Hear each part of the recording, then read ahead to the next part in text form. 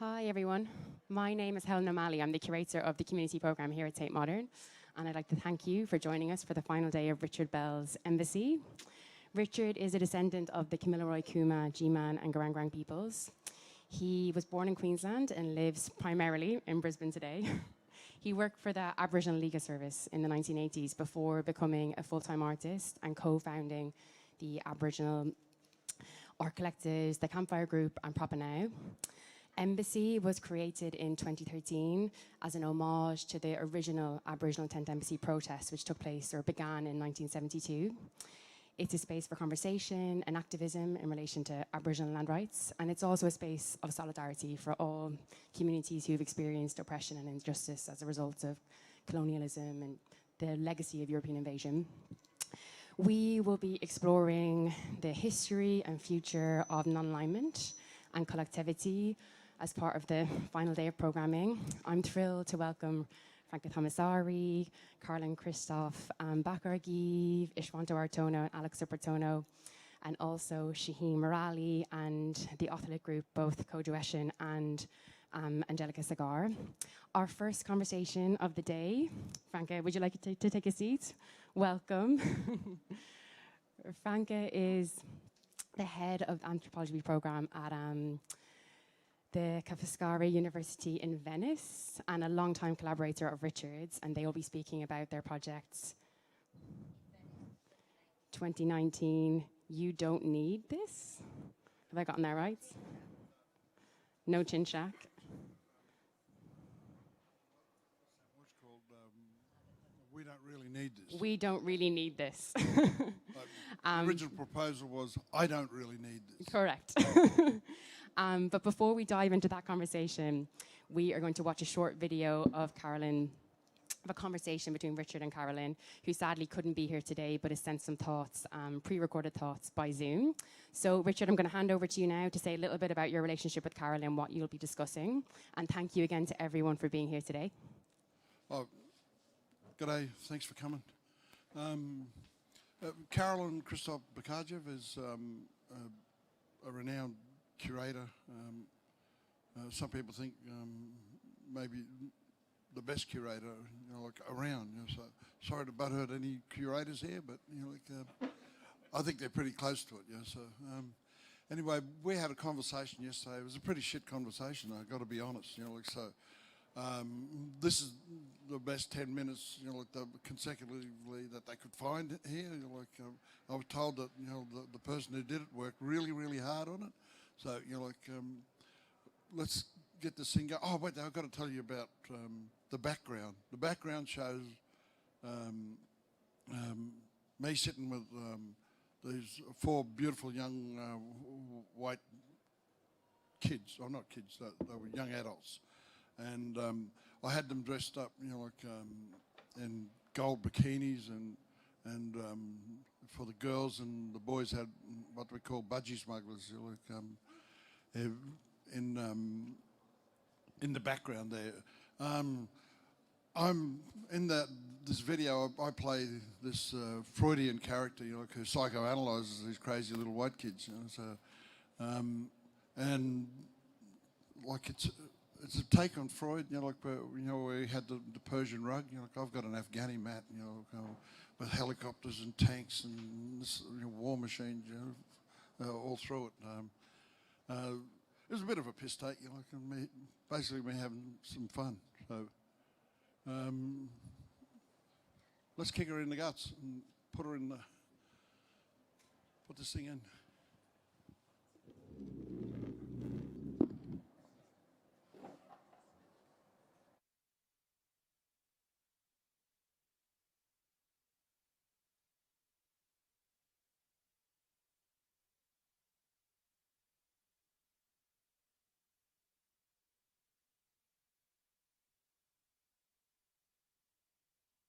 Well, one of my observations is it sort of runs a little bit similar to that.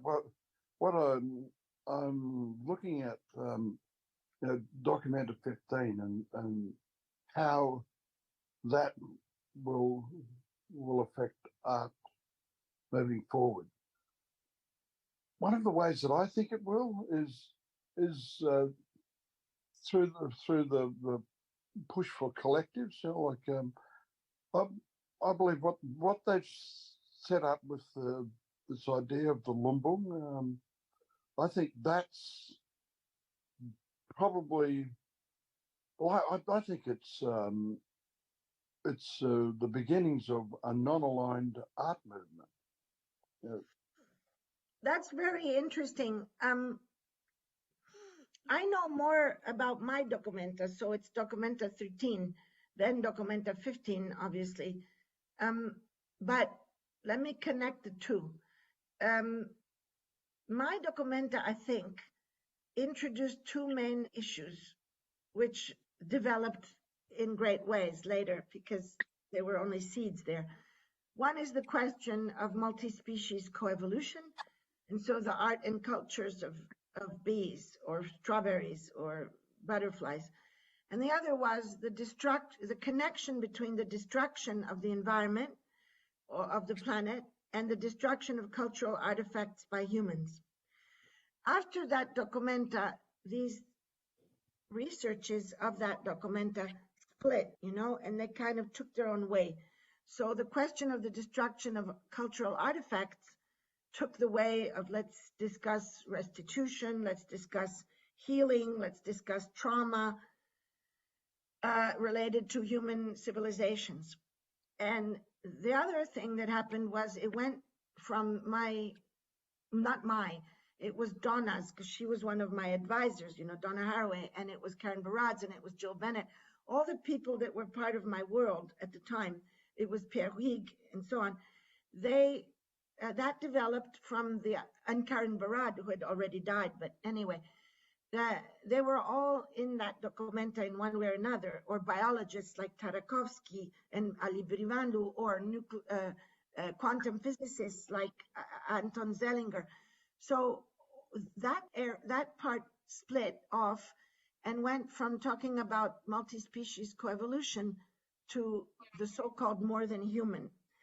And the more than human then aligned, after my documenta, not before, aligned with certain visions of the planet that were ancient knowledges of indigenous peoples all over the world. Like, you know, people who are very connected to the land know that you shouldn't burn that much, or you have to burn to fertilize in certain moments.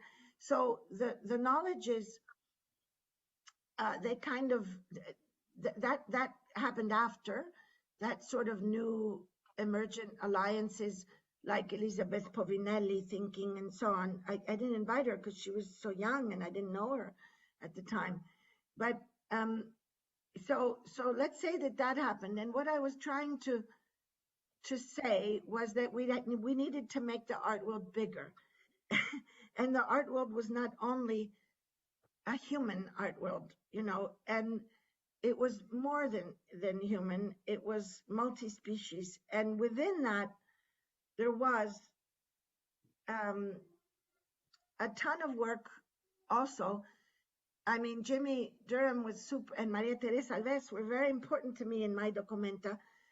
Jimmy is an old friend since I was young. He was in my Antwerp 93 and 1993. And anyway, but Jimmy and I were not working explicitly on indigenous rights or because Jimmy is also an internationalist.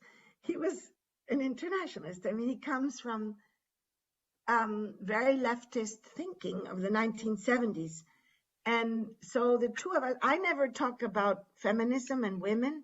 He never really talked to me about Cherokee life or people. We knew that there was trauma. You know, he knew that I knew the trauma that he hinted at, but we never spoke about it. And he knew certain trauma that we never spoke about in my life.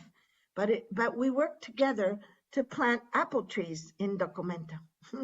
We planted, you know, the apple tree that Corbin and Agner had grafted and created in Dachau camp while a prisoner in Dachau, this gardener. And we planted the black apple Cherokee tree from this Arkansas, which is this apple that's not red outside and white inside, but red outside and red inside. And it's the first black apple tree ever planted in Europe, to my knowledge. It was created in Arkansas, and it's still alive in Kassel. So basically, that's what happened there. Then this documenta, in my view, was a very good documenta. I visited it twice, and I think it was a really extraordinary documenta. So a very good documenta. I liked it partly because it was so opposite of mine. You know, like I was putting in quantum physicists, and he was, I mean, Ruangrupa was putting in groups and collectives, and had a lot to do with grassroots practices. So it's completely the opposite. And I was very much in control of who was being invited, except for the group And, which is, you know, founded by Renee Gabri and Irina Anastas, and they invited other groups and collectives. So I would say that what Ruangrupa did was kind of multiply what And had done only in the train station, and turn it into a method and a model for the whole documenta. So I do want to acknowledge, you know how it's important to acknowledge things? I want to acknowledge, you know, and Renee and Irene for having introduced that seed of relaxing control and so on, and allowing for things to happen from a community base. But where I don't really agree with, I mean, or feel that there's a future from this documenta of 2015, is in the question of what I just spoke about before, the digital question. I mean, the digital art and the online world, the fact that that documenta could not have been done without everybody having their cell phones and looking up on the phone where the next event was, right? I mean, there's no way in 2013 you could have done something like that, because it worked so well, like a clock, you know? Everything happened when it was supposed to happen, where it was supposed to happen. It was unbelievable. But that is thanks to Google Docs, and thanks to calendars, Google calendars. And so not acknowledging, I think, the incredible work done on the digital platforms is a little bit excluding people. So, and you know, I don't like excluding people. I don't like excluding anything. And so I'm very inclusive. And so I think it sort of cut out a world that is very, very important to the 21st century.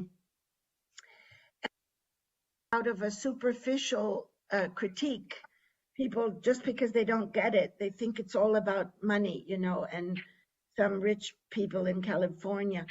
But it's not like that. It's made up of a ton of people. I mean, there's also, just look at PAC, you know, what PAC did, and the anonymous collective PAC, and the works that he, they, she have done. And the sales were done to pay for the lawyers of Julian Assange. And so there's a hell of a lot going on in that world. And so I think that was forgotten and missed in the last documenta, and it was the right time to do it. So I kind of hope the next one will do it, but it might be too late, you know, because then we're 2027, and we might be living in a completely different way than we are living now on the planet. So I don't know. Again, I'm skeptical and have no idea. But I did like the documenta very much, and it was my favorite after my own. Give that girl a mirror. What? I said, give that girl a mirror. Well, you talk like that too. I'm just using Richard Bell's mode of communication. Let me show you Richard Bell as a psychoanalyst, everybody. Psychoanalyzing white Australia. Yeah, that was a lot of fun, that thing. It was so great. You know, Richard, Yeah. everything has to do with love. I know this sounds stupid and corny, but it's all about love. Everything. Everything. There's not one thing, not one Yeah. flower, not one bee, not one human, not one dog, not one piece of art that is not about love. So the real challenge is if the planet can be in love with itself or not.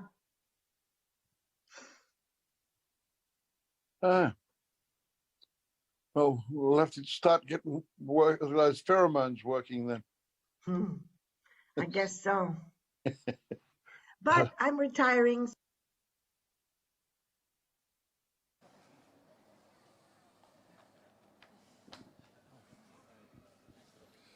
There you go.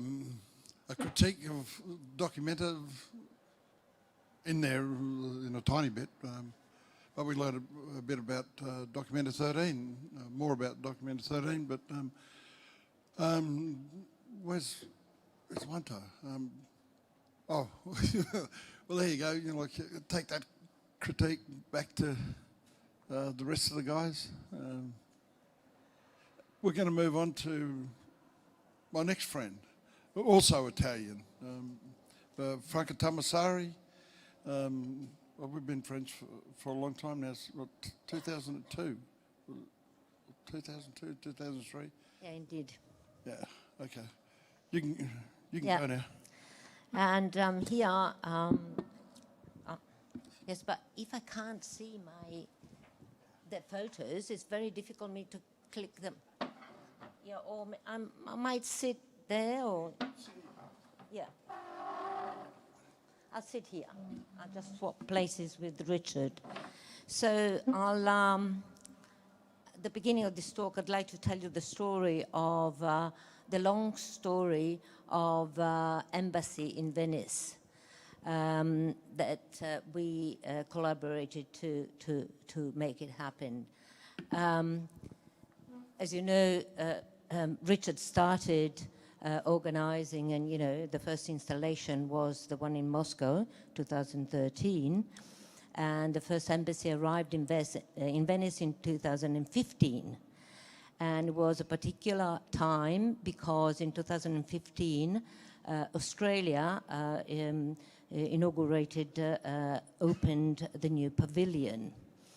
And so on that occasion, Richard arrived. They were staying at my place with Alec Dumagy and Alec's wife. And with this, the idea of an umbrella embassy. So we spent some time drawing placards and posters at my place that you can see. And that was, you know, and they planted the umbrella embassy at the entrance of Giardini, the entrance of this park leading to where the pavilions or usually where the art biennale usually takes place. So what I'd like to talk to you about, I'd like to start from this umbrella embassy, 2015, then move to the kind of a guerrilla art event that we collaborated in organizing in 2019 in Venice. And then I'd like to finish off with the performance that Richard carried out at last year at the Biennale 2022. So, you know, there are 3 phases, and probably there'll be other events, embassy events in Venice, I expect.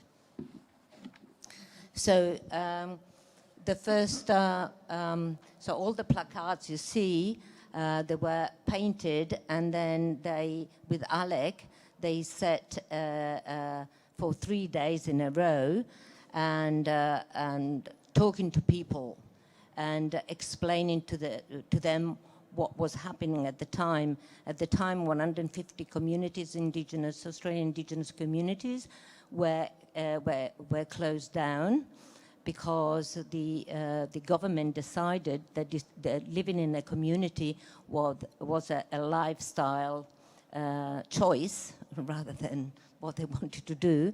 And they were protesting against spending so much money to build the new Australian pavilion, and at the same time closing the 150 communities back in Australia. So the people who stopped, it was very interesting. They didn't know or knew very little about Australia, and they were explaining what was happening. The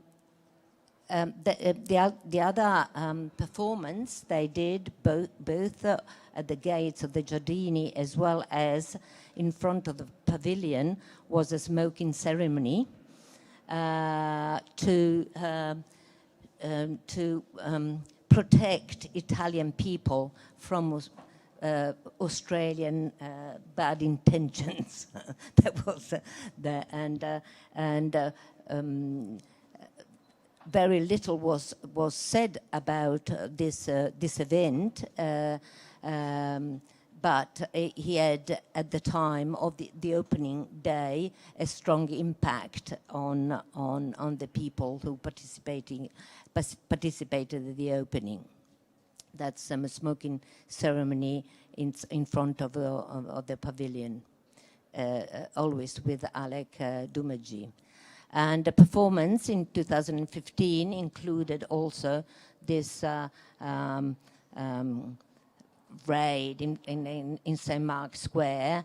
They wanted to sit there, but I said to them it was completely illegal. It wasn't possible because otherwise the police would have arrived. So we took this photograph. Was part of the 2015 embassy in Venice. This says we moved to the embassy 2019, which was organized at the Giardini della Marinaressa. And I'll tell you the story about this, the organization. As you know, in 2017, Richard applied proposed his art project to Australia Council. That was not accepted, it wasn't successful, and he decided to realize the project himself. And he, together with the gallery, of course, he funded it himself. So he needed a team to realize it.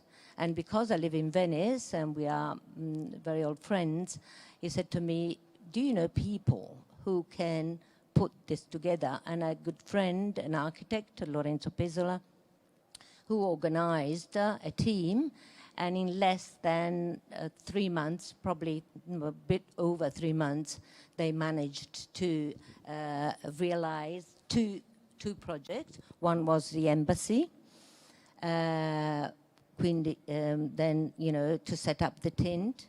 And the other one, this is some members of the team. This discussion, some of the people who were invited by Richard and participated to the discussions inside the tent. This is Eileen Morton-Robinson. This is Megan Cope. Alan Mickelson. This is the Lorenzo Pesola, and the Sami Collective, who presented that year at the Biennale. And the other project, in addition to the Biennale, was to realize a model of the pavilion. I don't remember the measurements, probably Richard does, how big the model was. So this model was realized in wood and by local carpenters, a team of local carpenters, and was loaded onto a barge. This is a short video. And covered in chain which is as the Richard's project, proposed. Once the model was loaded on the barge, this is Richard fooling around with the plastic chains. It was floated up and down in front of the Biennale during press week. So this is another shot of the event, and this is the whole team. Before I go on to discussing the last performance, how much have I got? Yeah. I'd like to say a few things about the Biennale, how the Biennale is organized, or rather disorganized, because I was told by people and who were involved in the organization of the pavilions that despite Italian strict employment laws and minimum wage, the people usually work inside the giardini of the Biennale are not regulated at all. They're young people coming from the respective countries, working very long hours and basically being paid very little. The way in which Richard organized his project was to hire local artisans, and who not only realized the project but somehow participated into its meaning and what the message the project wanted to convey. So the Biennale in Venice has been criticized. It's very controversial because on the one hand it attracts and brings a lot of people, and on the other hand it marginalizes local artisans, local people, and so cuts them off, as it were. So it's very important to we talk about site-specific artwork. Site-specific artwork is not only to adapt and integrate an artwork in a specific environment, but is to generate through collaboration, working with people. That's I believe that's the little miracle that we were able to do was because there was this collaboration, and this we believed in it, and somehow Richard engaged us all. Yeah? I'd like to conclude with the third performance and the most recent performance Richard did at the Biennale last year, 2022. He arrived at the opening day with a tray, as you see, and with the replica of the replica on top. There, you can't really see, but you see a box with the region Australia, and it's wrapped in chain. And on opening day, where is the? How do I click on the? There? Yes, thank you. Yeah, do it again. Do it again. Okay, you ready? All right, you ready?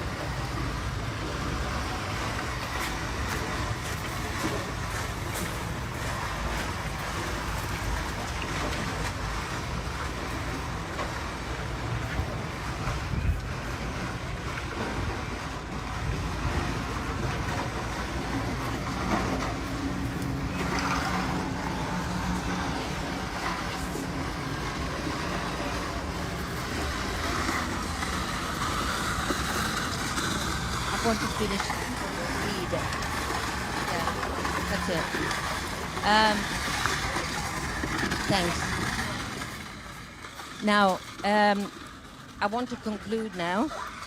Despite the miniature pavilion was a replica of the replica, it did not simply convey the message that the Australian art establishment is at the mercy of and imprisoned by political interest and agendas of Australian society.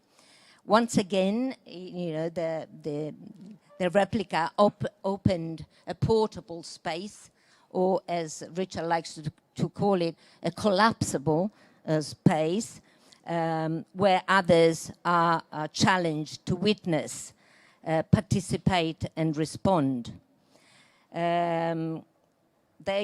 Richard was taking Australian art on the leash, reenacting the provocation of Embassy 2019, a space that does not need the approval of the authority, or the authorization and the control of the art establishment. It opens a space within enemy territory, a space of a direct face-to-face encounter with a spectator in their totality, and a now of a singular moment. That's it.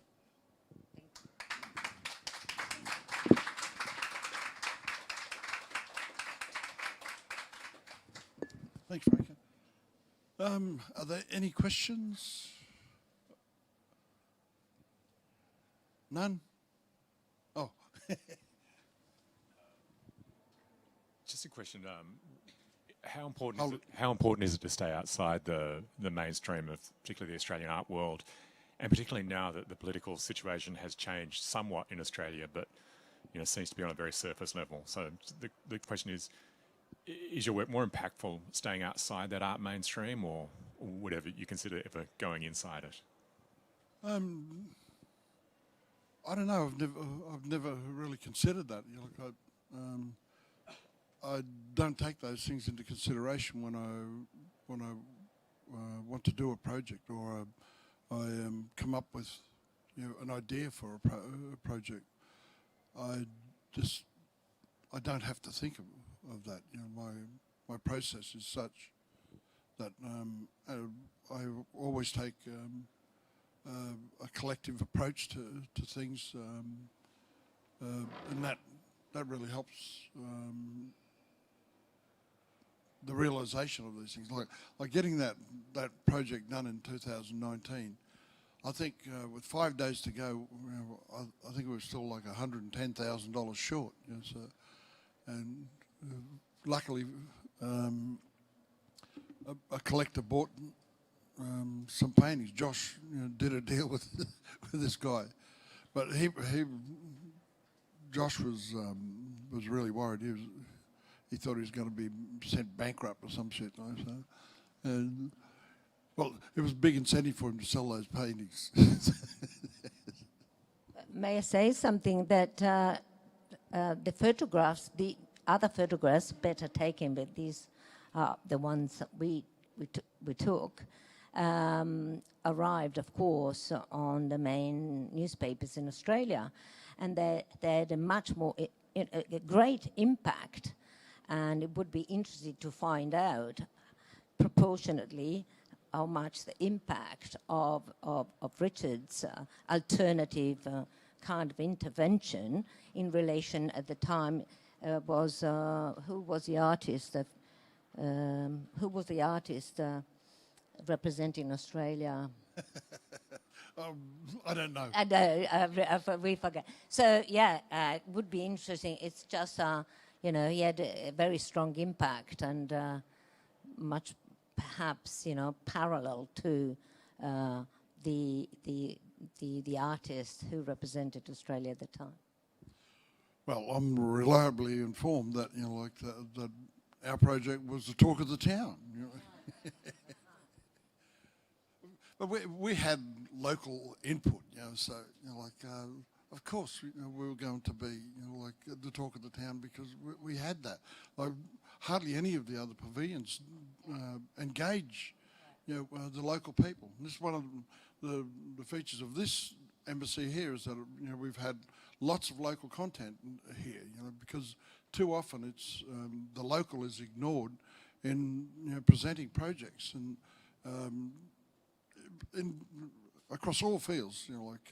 This is not just in the arts. It's in all walks of life. So I try to address this situation.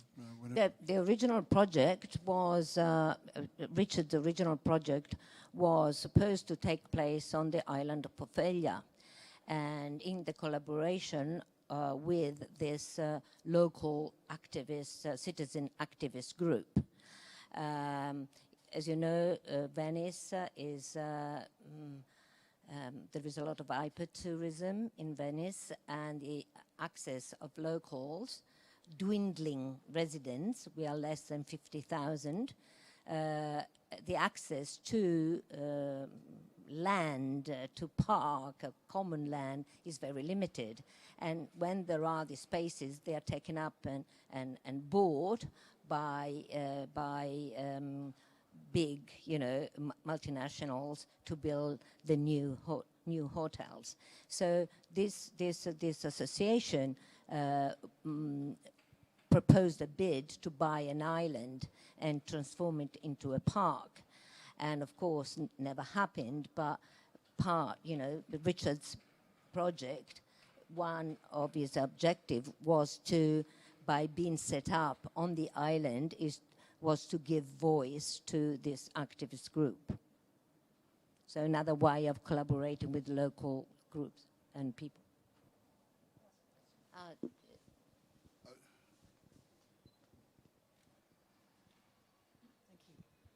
Richard, as an artist who operates outside of the sort of existing systems within Australia, can I ask you to comment on The Voice, the referendum? Are you happy to talk about that? Look, I commented freely, for some time, but what many of us who oppose The Voice have found is that our words are appropriated, by the right wing. So I'd prefer not to be associated with them. I'll have a chat with you after, but I don't want to say anything more about it, if that's all right.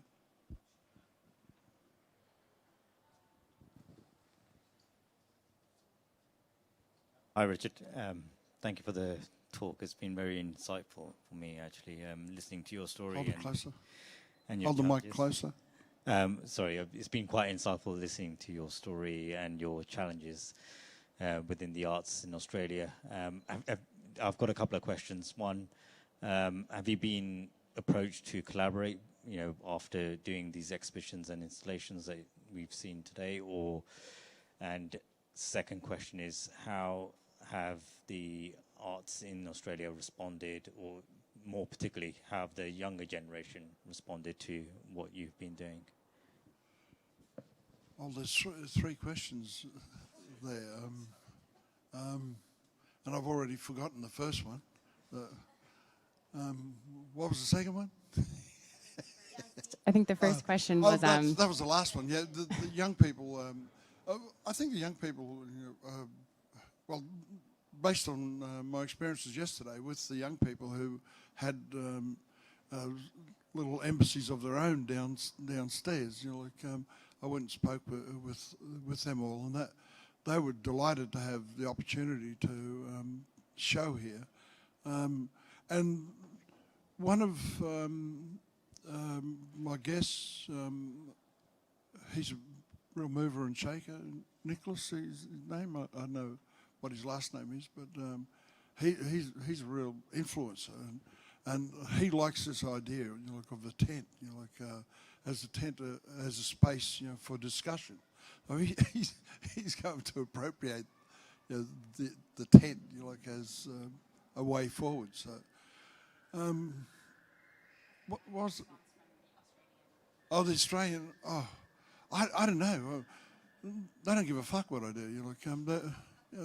They're off doing their own thing. So, well, okay. I've never had a solo show in any of the state institutions in Australia. You know, I got the show here in the Turbine Hall in London. You know, in the belly of the beast, the colonial beast that this country is. And so before I get a show in the colony.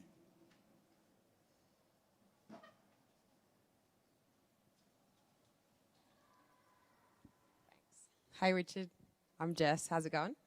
Good, Jess. How are you? Yeah, I'm good.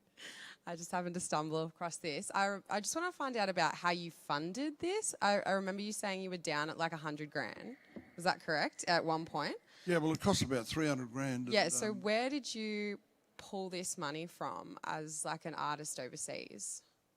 Well, you know, look, I didn't sell myself. You know. There's a lot of 5 cents in a dollar, okay? So, look, we did fundraising and also did did applications. You know, like the Australia Council, who knocked me back for the main pavilion. They gave me 50K, and the Queensland government, the state that I lived, they gave me another 50. And me and Josh and that collector basically got the rest. Yeah. So who initially knocked you back when you applied for funding? You want me to name them all? Yeah, I actually want to know. Drag them through the mud. Oh, well, the selection panel, you know, like, it was the first time that they'd taken proposals from the public, from the artists, you know, and pardon? You were shortlisted. Yeah, I was shortlisted. You know, like I put in an application. I knew what I wanted to do with the application, and I met a friend in Canada, you know, Zoe DeLuca, and we had dinner. She cooked this fantastic dinner, and you know, like, and after the dinner, I said, "Hey Zoe, what you doing?" You know, like, she said, "Oh, nothing much." I said, "Hey, look, there's this proposal business for the Australian Pavilion." You know, like, and she said, "Yeah, what?" And I said, "Well, I want to put up a proposal." You know. This is like 8:30 at night or something. And she said, "When does it close?" I said, "It's 12 o'clock tonight." So we sat down and we wrote this proposal. Like, well, she's writing a PhD on embassy. So basically, the proposal was, you know, we just lifted, you know, stuff from Zoe's paper, you know, and plus what I was proposing right there and then, and we got that in. I think we had all of 5 minutes to spare. You know, like, so we did a great job, and we got shortlisted. You know, like, I called that proposal, "I don't really need this," and you know, like, I didn't. You know, like, I didn't need that. You know, like, I put a proposal up there, you know, for them to knock back, and when they did knock it back, it was the proposal that they knocked back. I called, "We don't really need this," because I knew that, you know, I was going to have a team in Venice and also a team back home. So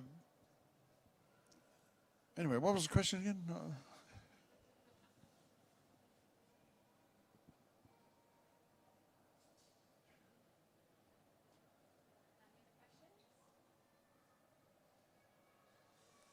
If not, we can kind of come to a gradual close. Every weekend thus far, Richard has hosted a communal lunch to allow the conversation to continue. So the guys are just setting up across the way, and lunch will be provided today by Walworth Living Room, which is a local charity that invests in neighbourhood food models and sustainable and ethical food systems. But yes, if we've come to a gradual end, I want to say a huge thank you to Franca and also to Carolyn, who sadly couldn't be here, as we saw. And big thanks to Richard, as always. And we'll be back at 2:30 with more conversation from Shaheen Raleigh and the Otolith Group. But yes, I encourage everyone to stay, mingle, and we can eat in about 15 minutes. And thanks again for all of your comments and questions.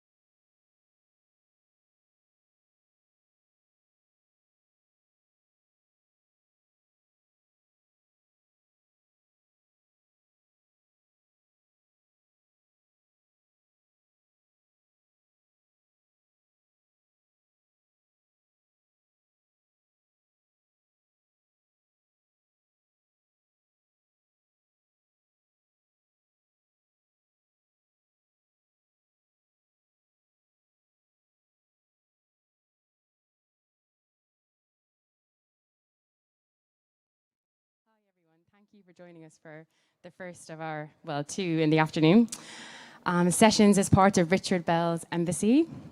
I'm delighted to welcome Tanzanian artist, curator, writer, and critic Shaheen Merali. And I'm also thrilled to welcome artist and critical theorist Kodwo Eshun and Anjalika Sagar, otherwise known as the Otolith Group. We'll have 2 presentations. I think Shaheen's going to kick off, and then we'll roll into Anjalika and Kodwo's work. And I'm going to hand over to Richard Bell to say a few words before we begin. And thank you so much to everyone for being here.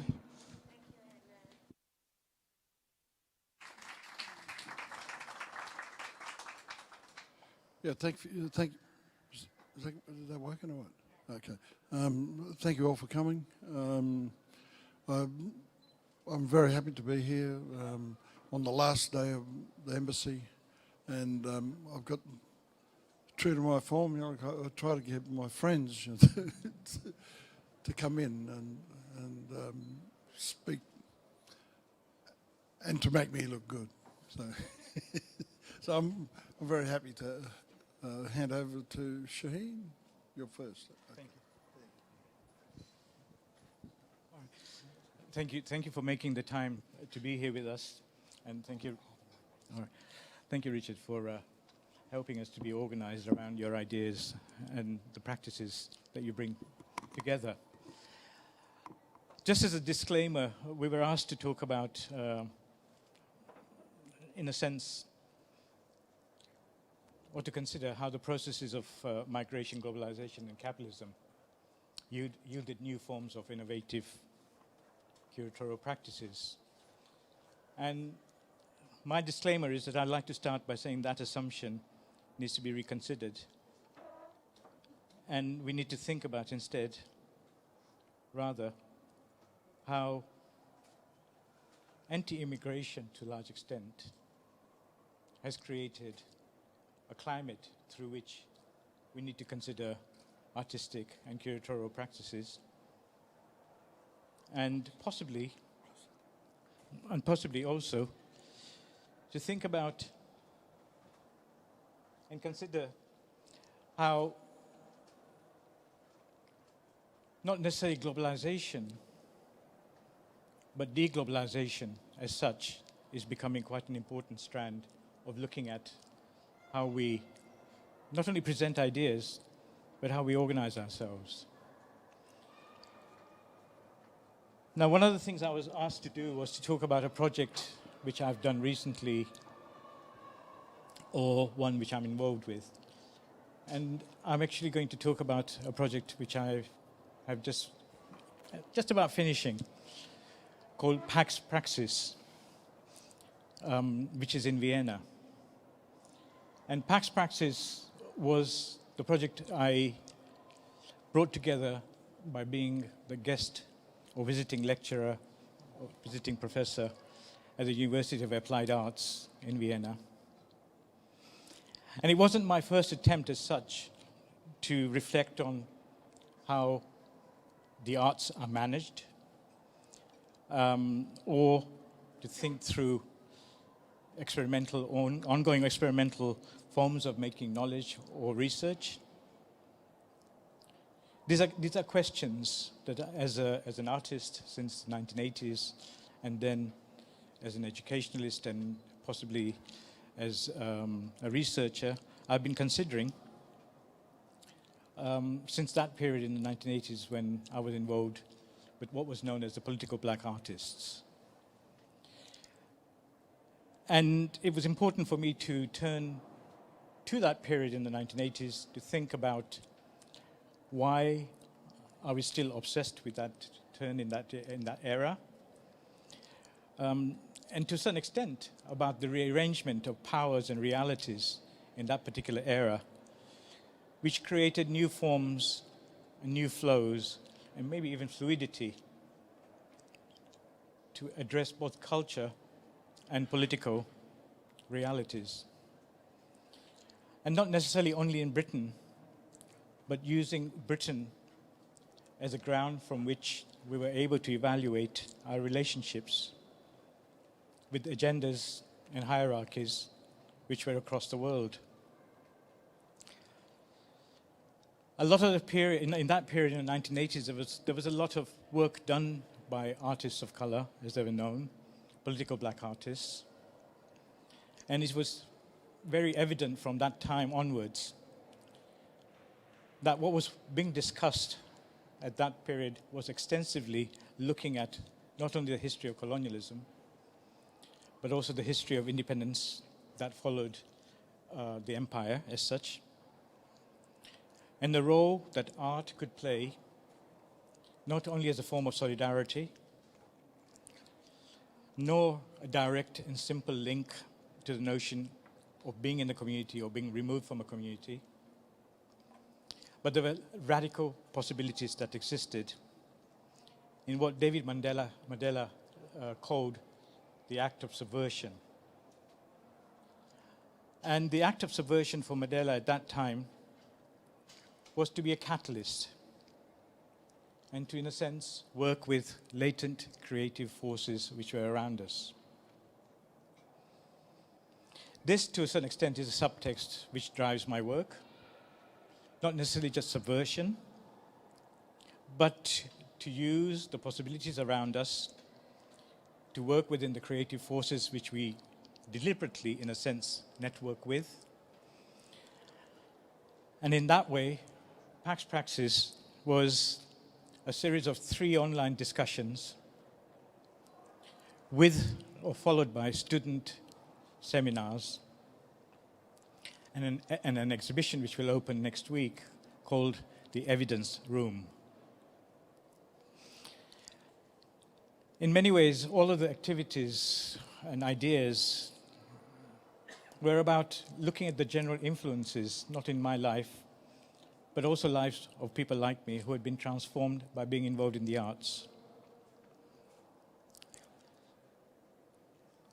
In many ways, Pax Praxis also allowed me to think about the framing of both deglobalization and this idea of decolonization.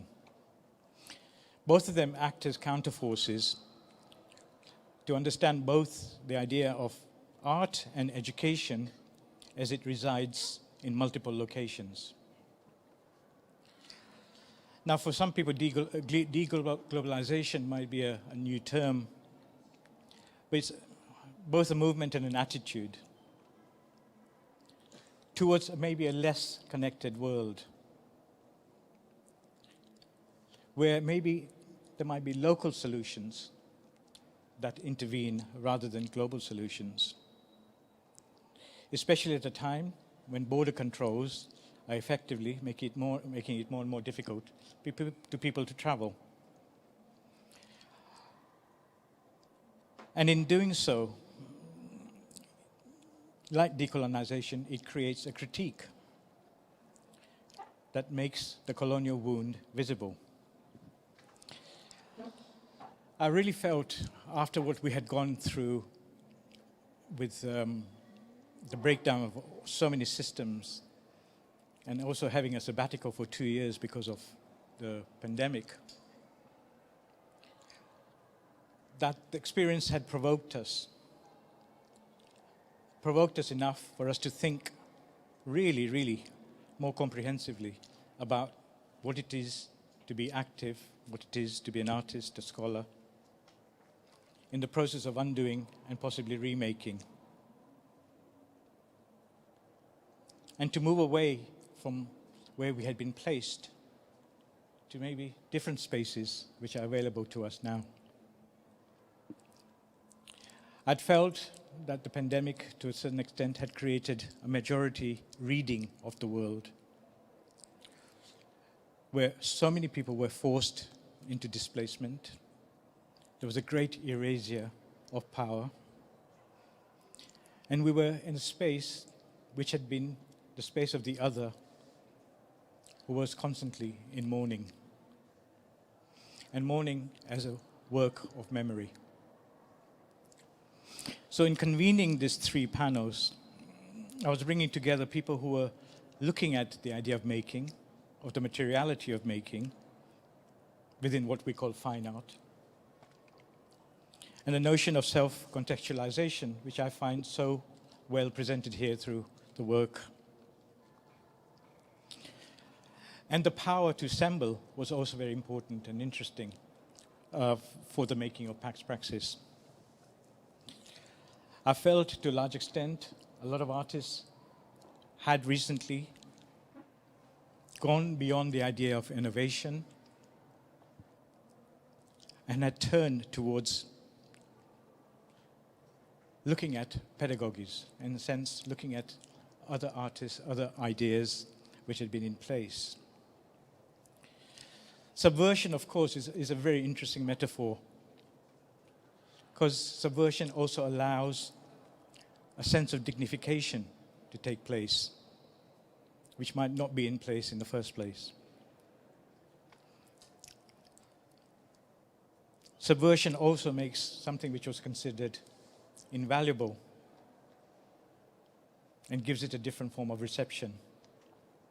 Maybe one which had remained invisible in the rumblings to be brought out a bit more and thought through. It's in this latent premise that I wanted to initiate a dialogue, which had remained pending for a very long time. I'd asked a number of presenters who were very valuable in their response, which included Vanya Gala. And if you can have the first slide. Oh, I'm not going to be able to do both. Sorry. I'll do your slides. Thank you. And this is the overall poster for the Pax Praxis event. And Vanya Gala, who is an interim head of contemporary performance practice at the Royal Conservatoire of Scotland, talked about and explored the potential of withdrawal. And withdrawal is something which we had all gone through in some form or another during the pandemic. And fundamental to the notion of withdrawal is, of course, the idea of opacity. And how both withdrawal and opacity had been used as an approach to look at the notion of troubled times and troubled minds as a form or a version of agency. And how, to a certain extent, in withdrawal, we also embody and act on a principle, an impulse of a principle. Furthermore, I had invited Chow Kai-Fai, who I'd worked with in 2005 when I was working in Berlin. Chow Kai-Fai is now based in Berlin. He's a Singaporean artist whose own practice situates the intersection of dance, media, art, and performance. And their research, to a large extent, has been about how all of those areas, dance, media, art, and performance, have become very invaluable through telepresence and in relationship to making of art, but also in the making of social media. The last person I wanted to, who responded to the idea for the first panel was Narendra Pachkede. If we can have some slides that follow. Yeah, that's the one. And Narendra is a Commonwealth Fellow, a multidisciplinary artist, whose work is very much discourse-orientated, and he fosters collaborations and interventions in various sites. He brought to the table a specific question: what does it mean to us, or to be us, in the contemporary condition of our lives and its memory? And he did so through Gurdeep Pandar. Now, most of us don't know Gurdeep Pandar in this country, but for Canadians, Gurdeep is a kind of seminal figure, and the embodiment of Gurdeep for the National Museum, where he was asked to curate, was a really interesting idea. Because what Narendra did is he looked at the group of 7, which is a group of artists who are seminal to Canadian art history, who are also known as the Algonquin group. And he looked at their relationship to landscape and Gurdeep's relationship to landscape. He often danced for his videos in these landscapes. And he also used the landscape of farmers who came from Punjab initially to Canada and how they were treated. So what I think Narendra was doing was to bring two historical moments together in his presentation and to talk about that through a figure that's seminal now, but in a group was seminal to art history of Canada. The next event, and this is some more about both the curatorial statement, which I'll leave up there. The next event, which is also a precursor to the event which is going to follow this, was about Lumburg and the relationship to Lumburg as a practice, a strategy, and a forum. I'd invited three presentations, or three presenters, who represented, or who in a sense, on behalf of a collective, presented the ideas. Those three collectives were Roma Moma, Party Office, and Ellis Yard. Now, for those who maybe don't know too much about Lumbung, Lumbung was a term that was used by the collective Ruangrupa, the curators of Documenta 15, to build both an artistic direction as well as a foundation for Documenta 15 and for other possible events. And the core value of Lumbung is the notion of a communal space, a communal sharing, an economic as well as an artistic model for collectivity. What turned out for this online event was rather sad, because 200 days after the 100 days of Documenta 15, all three presentations really were highly emotional about their relationship both to the exhibition making and the presence in Castle, and the effects of Documenta 15, both on their minds and their bodies. Ethel Brooks, who talked on behalf of Roma Moma, talked about their presentation, which was called One Day We Shall Celebrate Again. And that one day, for them, was about an uncanonized cultural heritage and its relationship to contemporary art. Of course, as we know, artists of Roma origin in exhibition setting are very rare, and there have been very few systematic attempts to dedicate to making this visible. They came up with this idea, is how do we define, or should we define, Roma? And what is the Roma artists, or what is the Roma context? Of course, maybe this is the poster that was designed for the second event. And the poster itself came out from a piece of work which was done by Ellis Yard, which happened to be placed in a showcase in the streets of Castle and was left there after everything was deinstalled, as if the decentralization of Documenta 15 was so deep that there was no consideration about an inventory even. And for Germany, that's really difficult. What I want to say about Ellis Yard is that this is the statement by Roma Moma, but if you can move to Ellis Yard, that's right, that's it. There was a number of things that came out in the talk which are really worthwhile recalling, but I haven't got a lot of time. But what I'd like to just, from my memory, what became important is the place of someone like C.L.R. James in the ideas of Ellis Yard. And of course, C.L.R. James was based in London for a very long period of time, a Trinidadian historian, and a leading voice for Pan-Africanism. for Christopher Cozier, who presented on behalf of Roma Moma, he considers the Caribbean, as well as their work outside of the Caribbean in large-scale events such as Documenta, as working within a fluid space and a place of shifting narratives.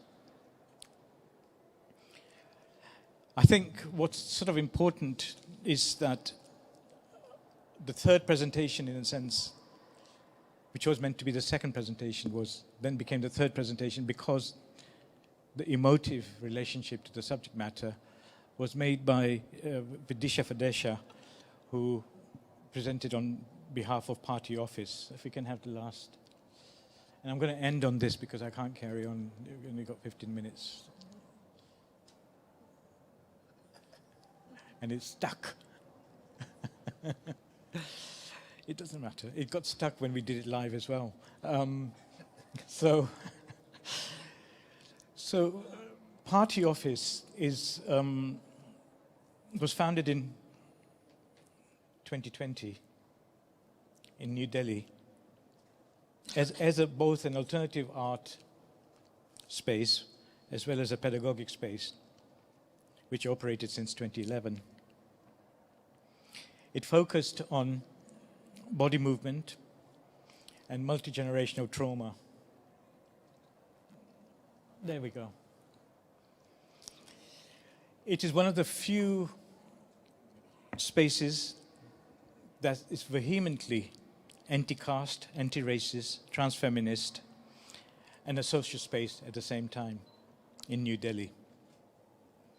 It's out there on its own, more or less, and it talks about itself as a satellite location within a conceptual architecture. They produce publications, they even produce fundraise to make grants possible, they have a radical archive, and they create social gatherings, such as parties, as a form of translation, as a form of dialogue on empathetic futures. And I think we have, yeah. So this is more on Vidisha Fadesha. For Documenta 15, they produced a spatial exploration which they called Queer Time, Kinships and Architectures. And in a sense, to try to create a site of liberation and try to reorder neoliberal definitions is what they're trying to suggest. It was very, very difficult, as well as attracted a lot of wrong attention. A number of times, what were normally taken as an ordered space of exhibition making was contravened by right-wing intervention into their space, which tried to stop their program. And maybe something which we can talk about later on, about how programs are not necessarily even safe when spaces became, as they did in Documenta 15, outside of what was expected of Documenta in its traditional horizon.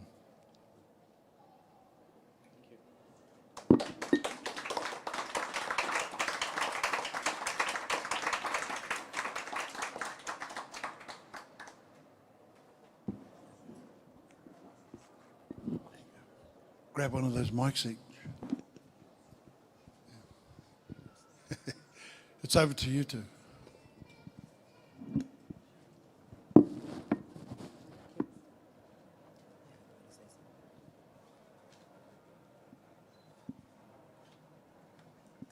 Is it working? Yeah. So thank you, Shaheen. Thank you, Richard, for inviting us. We are going to, our time that we have, we're going to talk about a little bit about this film, work that we made in 2018 called O Horizon. Wow. So this is we're going to show a clip of the film and then hopefully have a conversation about it, video rather. So the work was made in 2018 by Kodwo and I, who are the Otolith Group, And it was a commission by Grant Watson, a curator, for an exhibition that he and his collaborators curated called the Bauhaus Imaginista. The title of our section is based on the non-aligned. There's not really time to go into the history of the non-aligned movement, which Kodwo and I have been thinking about and working with since 2002. But this film, let's say, comes out of a kind of genesis of ideas. So the work is filmed in Shantiniketan, which is west of Calcutta. It is a work which is a study of study at the school, in the university, and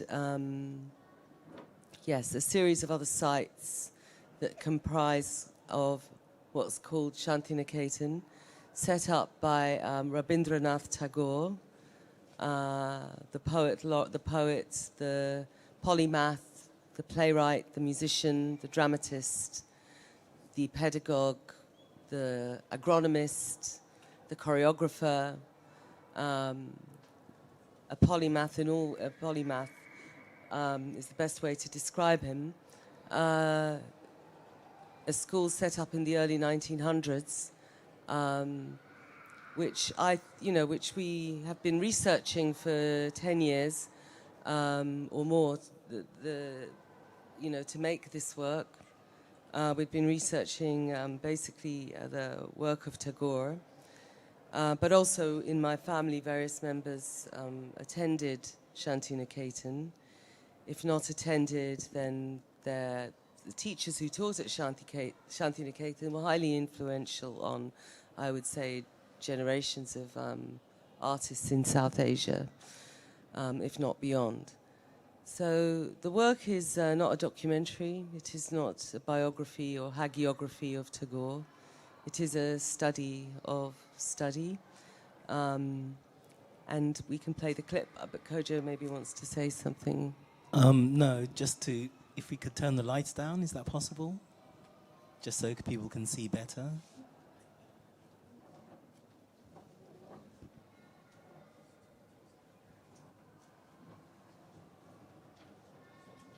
And also, it'd be great if the sound was up, because it's sort of music in the work. Thank you. Okay, yes, please. Please play the sequence now. Thank you very much.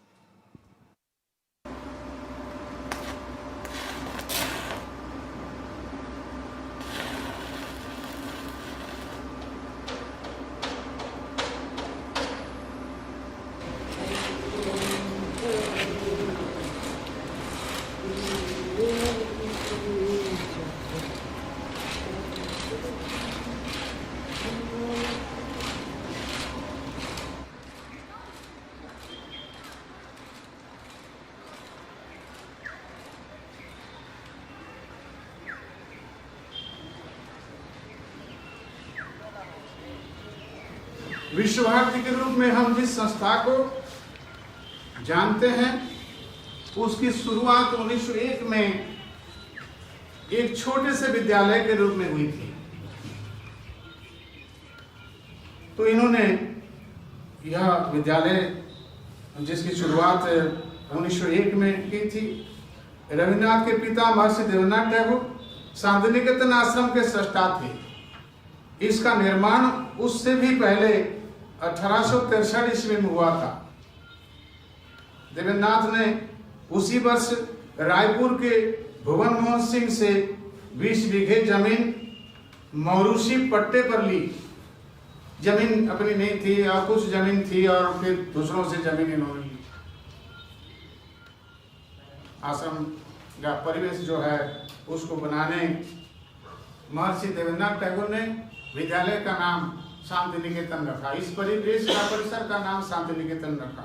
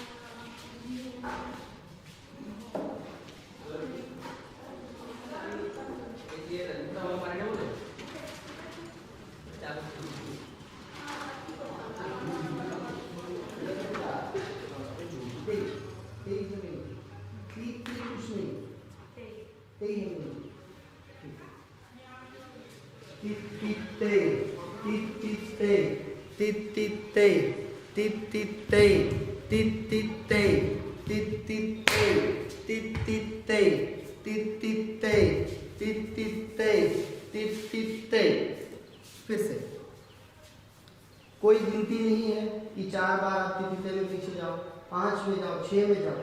LKG UKG का कोई गिनती नहीं बोला, समझ में आया?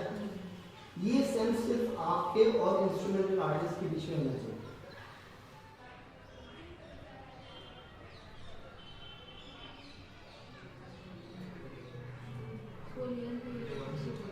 谁先说一下这句话是什么意思？没认识。没认识，他忘了。谁不认识谁？他不认识我。是吗？我也不认识他，我也不认识我。我也不认识他。他也不认识我。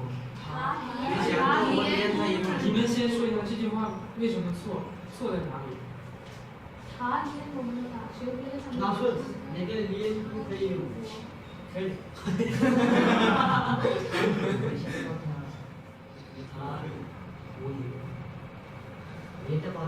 王老师，连他也不认识。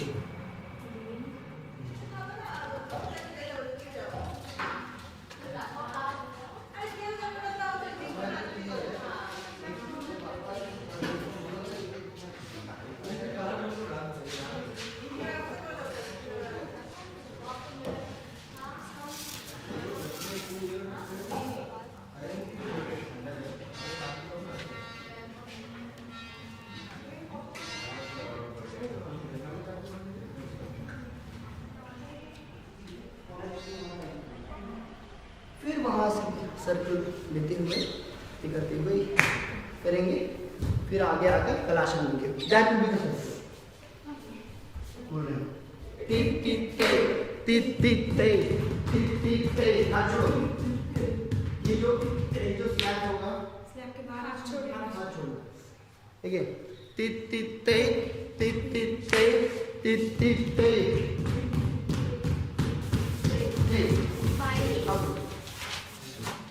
上长途传送，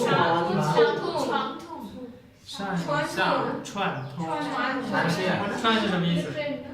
一串六，一串一串人，一串的是，它是一个名词，它也是一个动词。如果是动词的话，就是比如说把什么东西几个东西串起来，把它们串起来。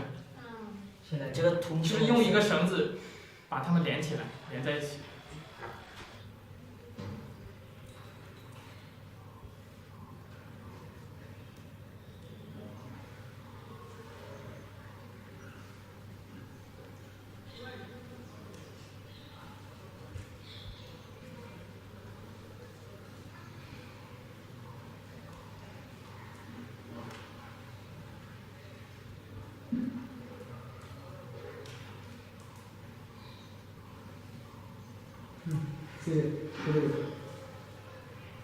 हस्तकला मुद्रा, हस्तकलाको मुद्राख्या, करको मुष्टि इत्यादि, कर्तरिमुख संस्य, शुकतुल्य कपित्थका, हंसपक्षश्च शिशरो।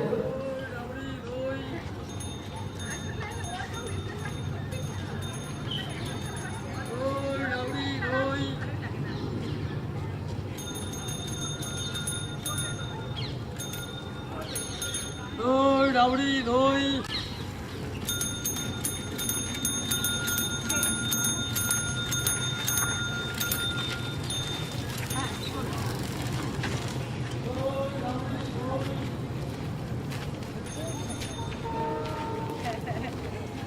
我给出摘了，我摘这个。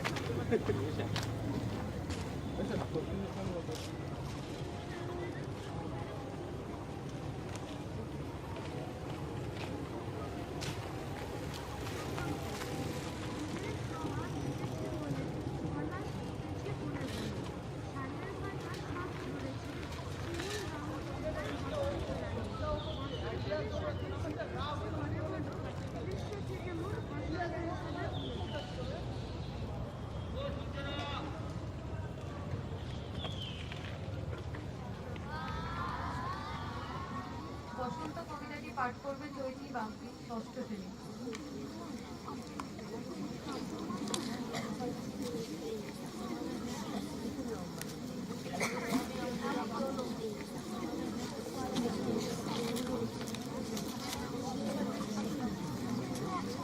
বসন্ত। শীতের শুষ্ক জড়তা কাটিয়ে এলো বসন্ত।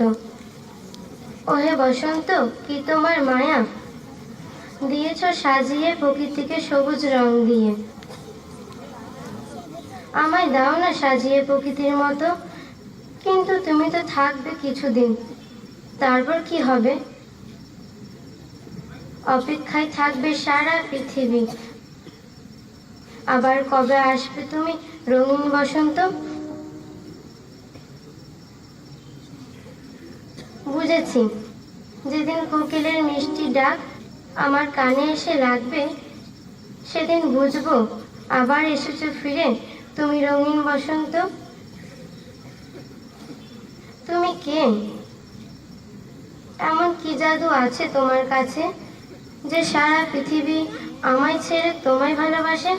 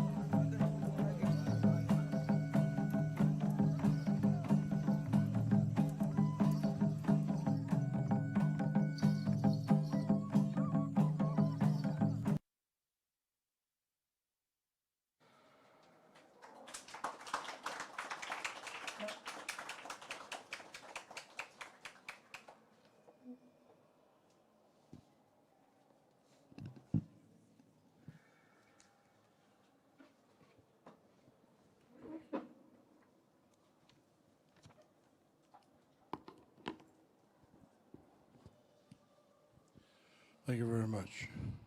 I was supposed to get into questions.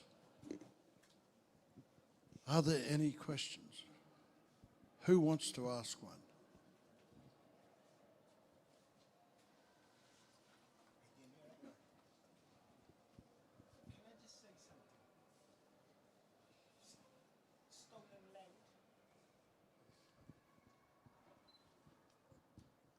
I don't know what to say, but stolen land is a bad thing, but I feel like I've been stolen from my land, so stolen land is one thing and being stolen is another thing. I feel like stolen, so it's not that I don't want to be here, but it wasn't my choice to be here. There is so many other people in the history, same thing. Thank you.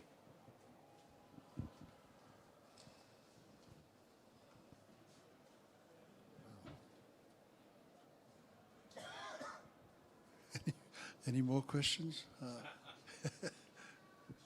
I don't know how to respond to that. Oh yeah, is this on? I guess I was sort of wondering a little bit about what Shaheen was saying. Closer. Sorry, I was wondering a bit about what Shaheen was saying about unglobalization and local and kind of borders and nationalism, and I wondered if maybe either of the speakers from Otolith could say something a little bit about Tagore's own relationship to nationalism.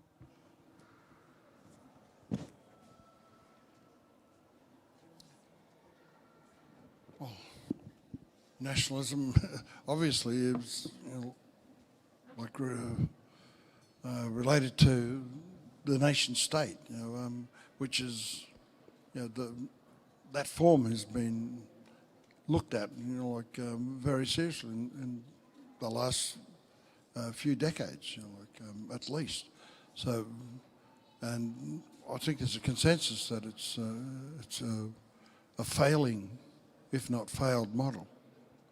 So, anybody else here want to?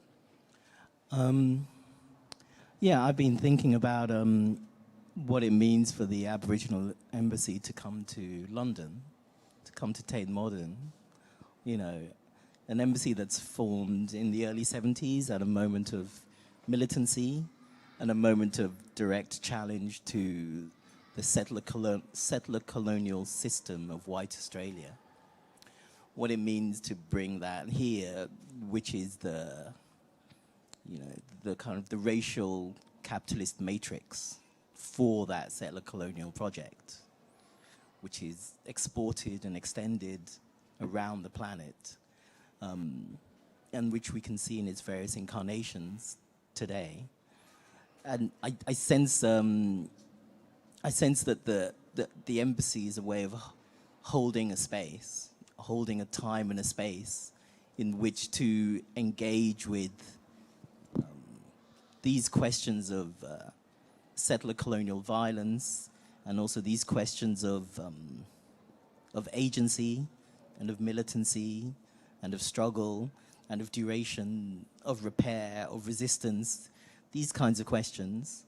So O Horizon is not so much a question of an engagement with Tagore's relation to nationalism, which is very complex. Tagore was a wealthy figure, an aristocrat who tried to form what he understood as a Pan-Asianism, which is a complex project. What interests us is to see Shantiniketan as a pedagogical exercise that at this moment in time is threatened by a certain specific form of fascism that's taking place within India. And we went there at maybe the last possible moment it was possible to do a project like this. And so I think the question is not so much what Tagore thought about or how he practiced nationalism or not in the early part of the century. It's more about the question of what Shantiniketan itself holds as a space. If you're a student studying there, you know, you're not thinking about Tagore per se. You're going about your life, doing your degree, and that's what you see. So it's a more modest project, because Tagore is, let's say, it's a kind of ethos or an ecosophy which is diffused through the space. And if you get a chance to see the video, which is 80 minutes, you start to get a sense of what Anjali was talking about, this effort to study the ways in which people do their forms of study. And a Tagorean praxis starts to emerge in that very quotidian process. And that's part of what we were trying to attune ourselves into. There's a lot more to say, but I'll leave it there.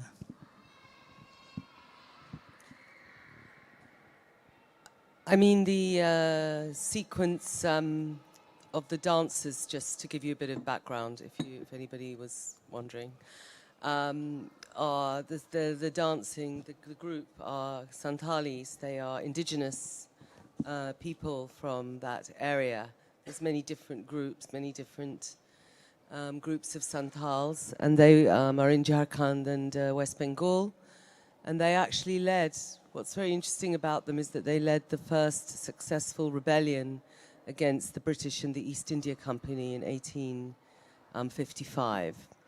They organized a 60,000 people to fight, and they used bows and arrows, and I think even Charles Dickens mentioned their kind of ability to kind of, yes, just be incredibly powerful, a powerful force for the Sepoy army and the British and the East India Company to reckon with. They remain in Shantiniketan. They still live around there, and they have a very important relationship with the school, with Shantiniketan, the school, Sriniketan and Shantiniketan, in relation to land, in relation to thinking about land. Tagore was an agronomist, and he created Agronomy Institute in Shantiniketan as well. So the Santalis are farmers mainly, and their kind of worlds were very much brought into Shantiniketan by Tagore from the beginning. So that was, and this dance that they do is a traditional dance that the women do. Many different festivals are going on all the time. They could go on and on and on all night. They just wanted to carry on dancing, and for the whole evening, actually. I just wanted to ask about the use of the masks in that dance. Could you just talk about that? Yeah, actually, I'm not sure if you're aware that when Tagore set up Shantiniketan, a number of the early students like Nandalal Bose and others went to different parts of Asia. To bring back votive objects that were used to kind of study, that were brought back to Shantiniketan as kind of objects to study, thinking around sort of aesthetics of, different parts of Asia. Pots, various different sculptures were brought back, various different things. One of the items that Tagore brought back these Japanese masks, and we didn't bring back those masks. That in the little museum in Shantiniketan on the campus, there was this exhibition of these masks. And the masks, it was actually the festival of Holi at the time when we were shooting that spring, that whole period, when we were shooting over the several weeks that we were there. And we bought a lot of these masks during the Holi festival because they were around, and I was thinking maybe somehow these will make sense at a certain point. And yes, the Santali women wanted to wear them. But then it was a kind of a mixture of a kind of coincidence and a kind of experiment. But also we wanted to it worked for us because we liked the idea of masking them in a way. Mm. Can I ask one more question? Yeah, you mentioned something about this was the last time it was possible to make a film like this. Could you just explain that a bit more?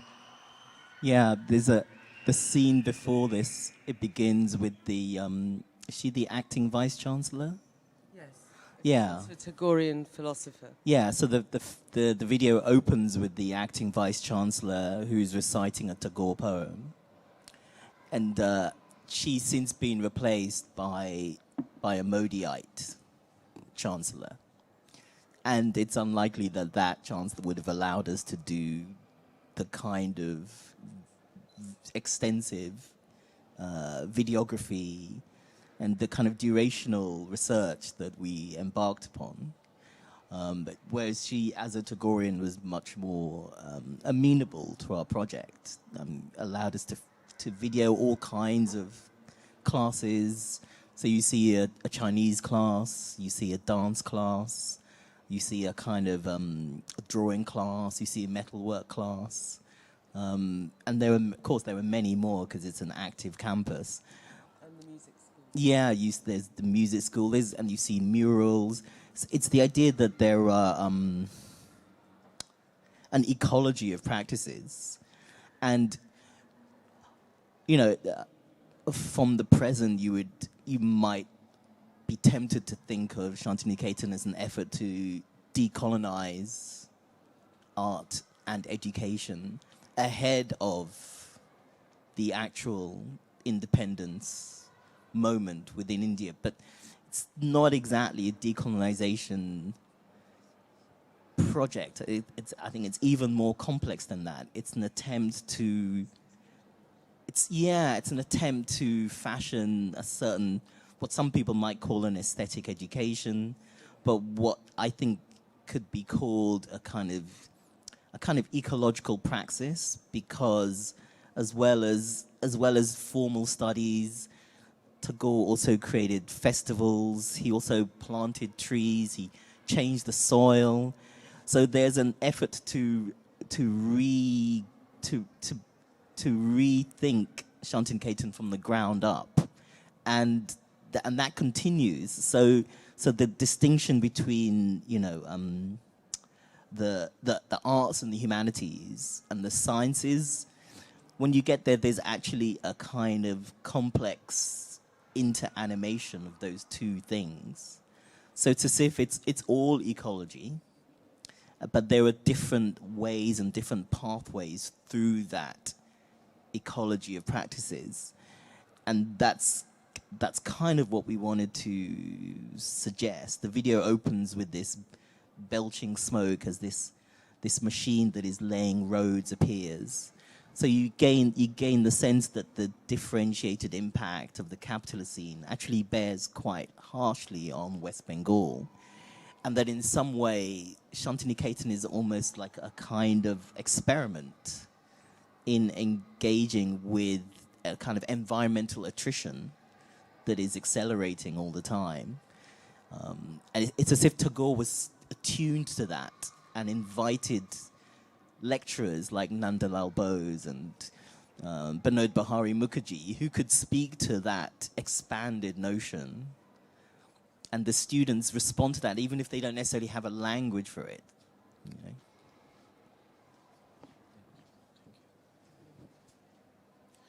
Thank you. I just have a question, I guess, about non-aligned art and your relationship with that movement and what it means to have a relationship with that movement from somewhere like here, like in the UK, or I guess, yeah.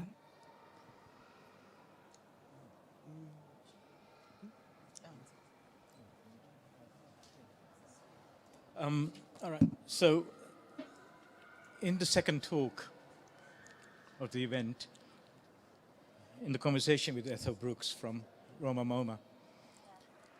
Oh, yeah, sorry. the notion of an exhausted archive came up, which is something which was brought about by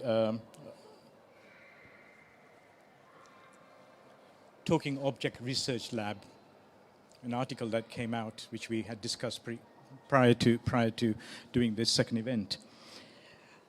And the notion of the exhausted archive is a very interesting one, because it talks about the fact that there's a necessity for archives to be present as part of programming and part of the way that the art world is functioning at the moment.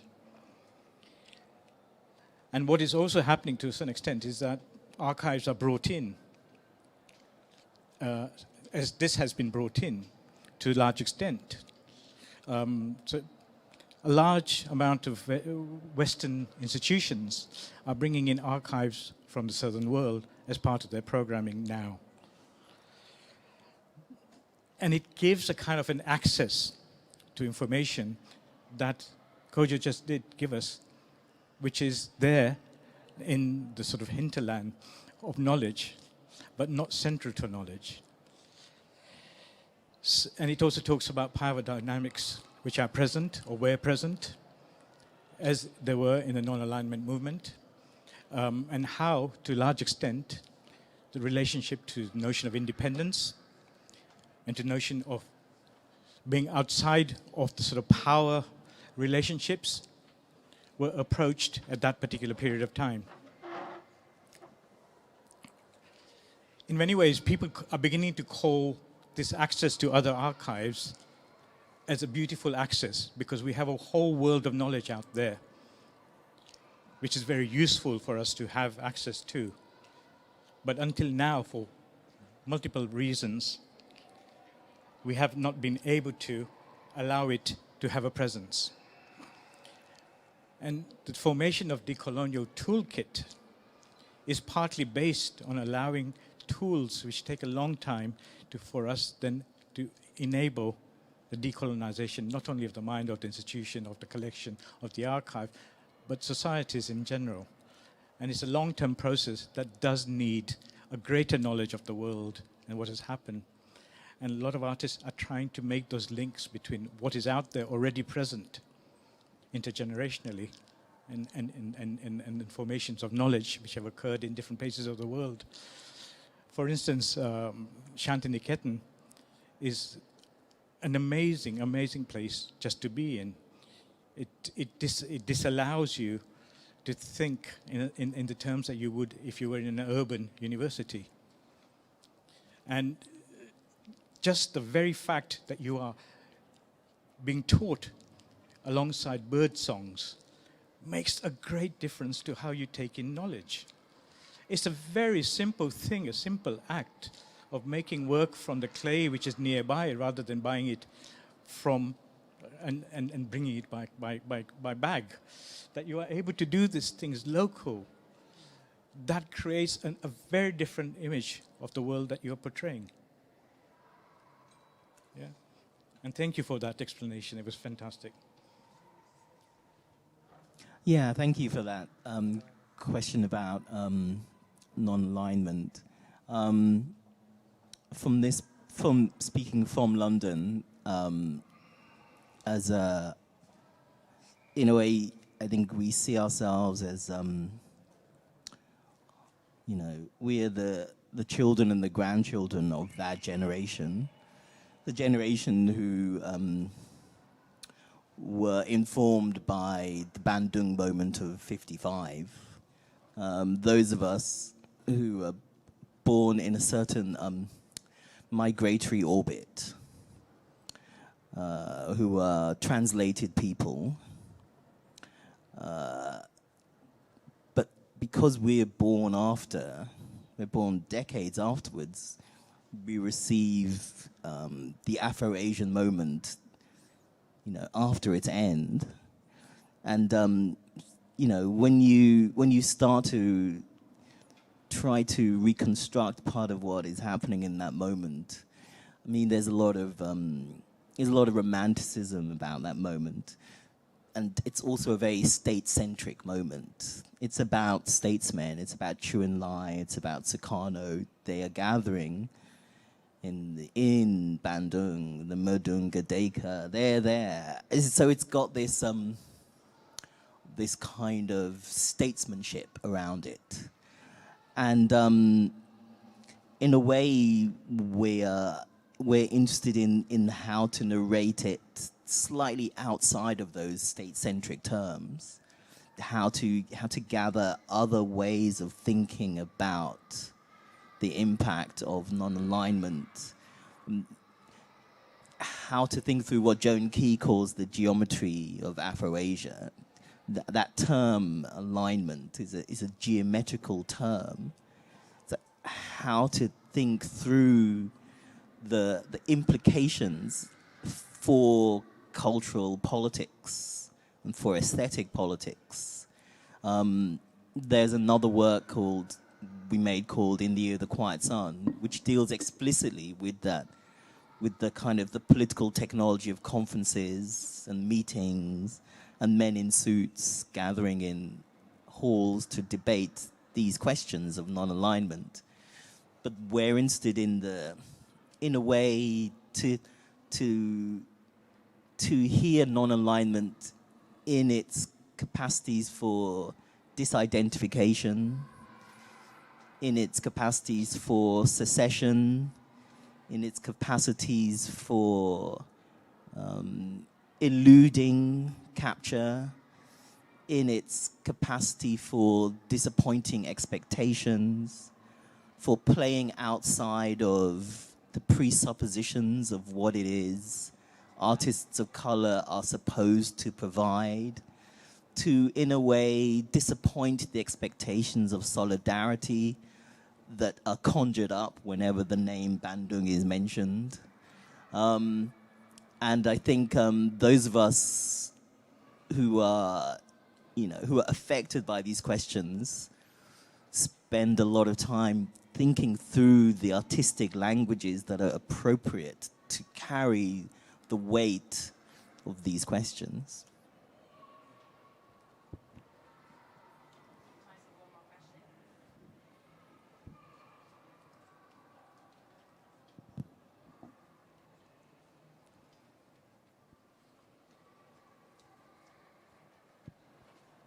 I just wondered if any of the speakers wanted to think about the counter and the question of debt and reparation, because a lot of thinkers are trying to conceptualize a Bandung Woods, a way to think reparations into the future that are about rearranging the planet based on debt, or the removal of debt, freedom of debt.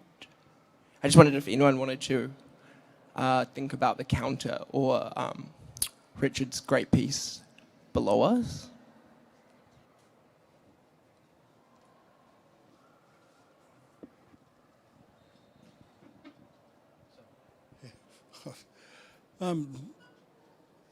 Well, look, it's a reality. We all know about colonialism. We know that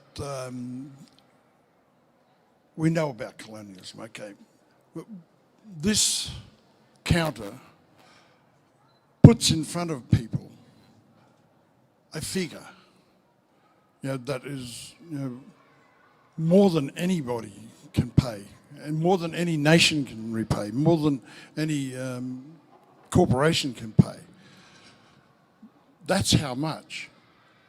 I want people to think about how much it is and the real value. And this is just for the rent of our land. This is not for the resources that they stole. This is not compensation for the trauma that they've caused. This is not compensation for the deaths that they were responsible for.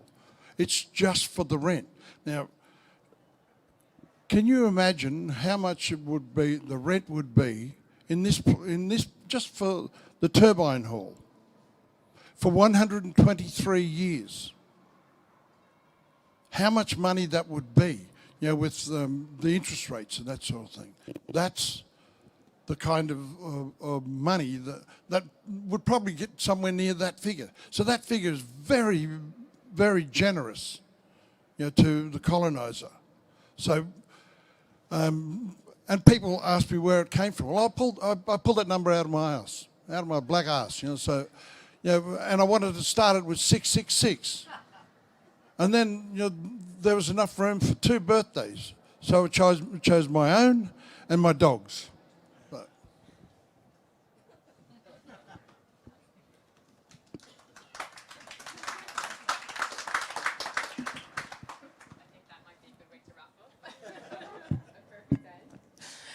Our final session of the day, we're going to go straight through, if everyone can bear it.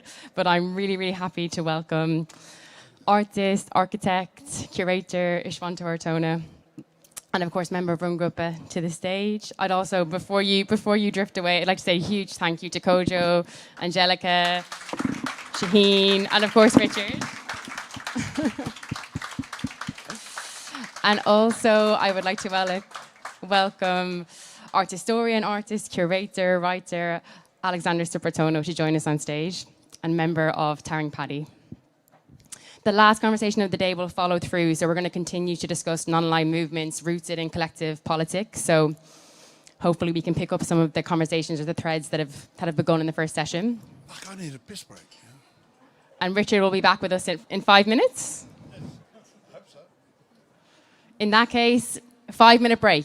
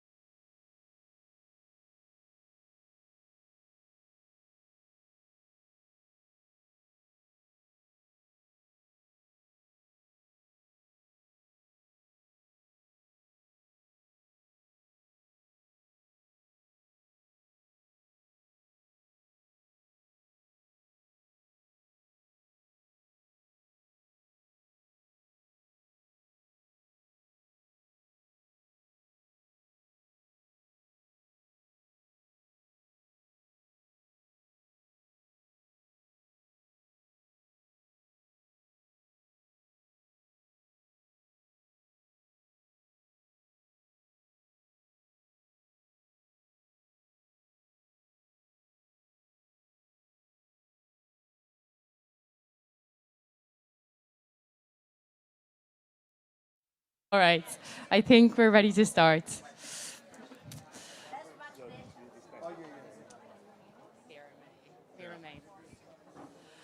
Thank you everyone for staying with us to the final session today.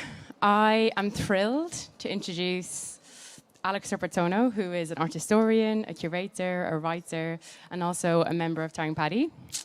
Iswanto Hartono, an artist, an architect, curator, and member of Ruangrupa, and also a special guest, Vera May. Would you like to say a few words?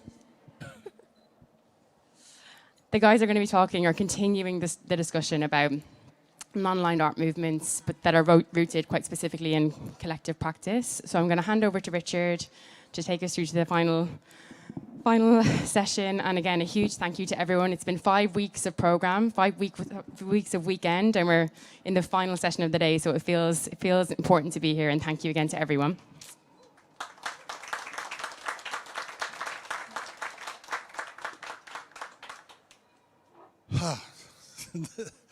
So this is the one. This is the one where the bad boys and girls of art turn up. You know, for the last session at this intervention. The last intervention, you know, where I don't think the Tate advertised this too much. You know, I think they were afraid that, you know, like we would get crushed, you know, like Documenta did last year. So, I just had to say that, you know, just context, you know, it's everything. So, but to me, just leading into this conversation, is what I noticed from the Lumbung. There was this concept, you know, introduced by Ruangrupa into, you know, like I'd never heard of it before until I became part of a mini Magellas, you know, with Turing Padi, so and some others. So what I believe that we need, you know, having looked at history and having seen and heard about, you know, as a young man and as a teenager as well, about the non-aligned movement, which was a very powerful movement. You know, like I'm not going to tell you anything about it today because you can go and Google it yourself. And I think that at this moment, you know, like the art world, you know, like after the debacle that was Documenta 15 with the outrageous criticism, is that what we need now is a non-aligned movement, and it just so happened that the Lumbung, you know, like is perfectly aligned with that, if I could use that language. So, and I'm interested to see how this works out and how we move into the future, you know, with this idea of the Lumbung, which, you know, is, I think, a non-aligned movement, the equivalent of a non-aligned movement. You know, the non-aligned movement actually came out of Indonesia as well, so it's kind of historical in that regard. So I'm going to let my friends from Ruangrupa and Turing Padi have their say. Who's going first?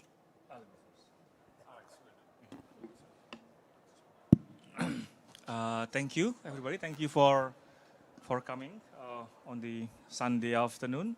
Thank you for Tate Modern to organize this. Thank you, Helen. Like you said, I have a good news. We all have a good news. This is the last panel after the 5 weeks of madness every weekend.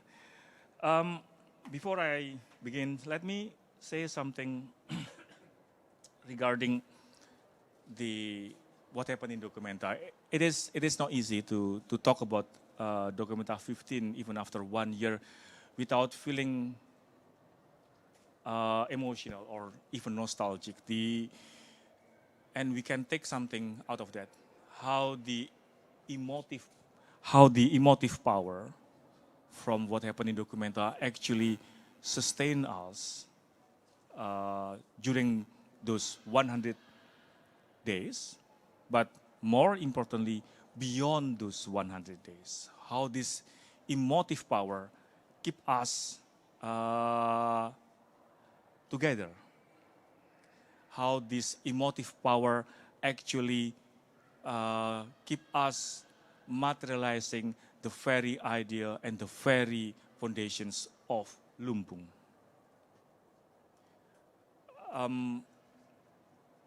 When that thing happened, Richard was the very first person who marched to our space at Halaban Bad Os, doing nothing, just hang out with us, just sit there and be with us. We didn't necessarily talk about that thing. Yes, we talk about that thing a little bit, but most of the time we talk about other things. But the idea of being present, Ruangrupa used these terms called nongkrong, means hang out. That's become the foundations of something that I will tell you about. So, Richard, thank you very much. Right.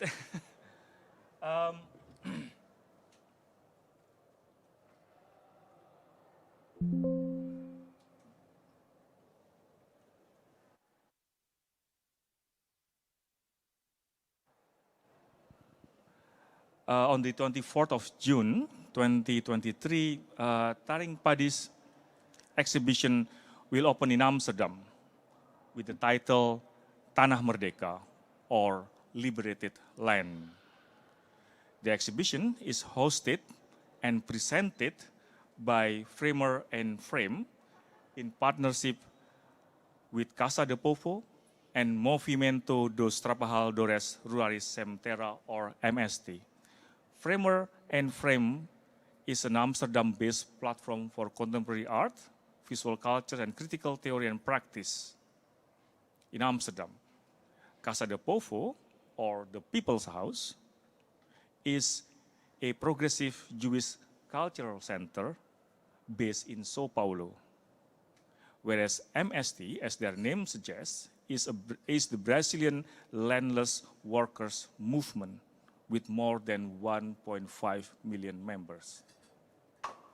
So this collaboration between progressive elements in Indonesia, in the Netherlands, and in Brazil seems a logical consequence from the non-aligned movement that started as a global decolonizing process in Bandung almost 70 years ago in 1955. But it is not. These collaborations, in an organic and humbling way, is conditioned by difficulty to maintain a free and safe space for dialogue and exchange in Documenta 15 last year. However, this collaboration that resulted in that exhibition is the logical consequence of Taring Padi's struggle in the past 25 years in utilizing art as political tools.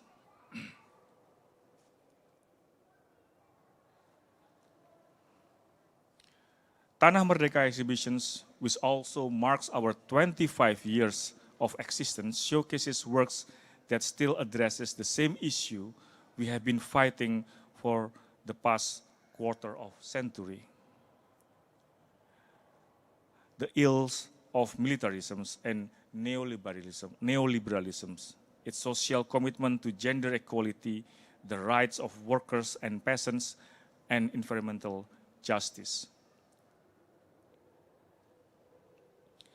In December 1998, Taring Padi was established in the office of the Indonesian Legal Aid Foundation in Yogyakarta, Indonesia, which was the operational hub where activists met to organize demonstrations and press conferences or seek help for friends who were detained during the Suharto dictatorship.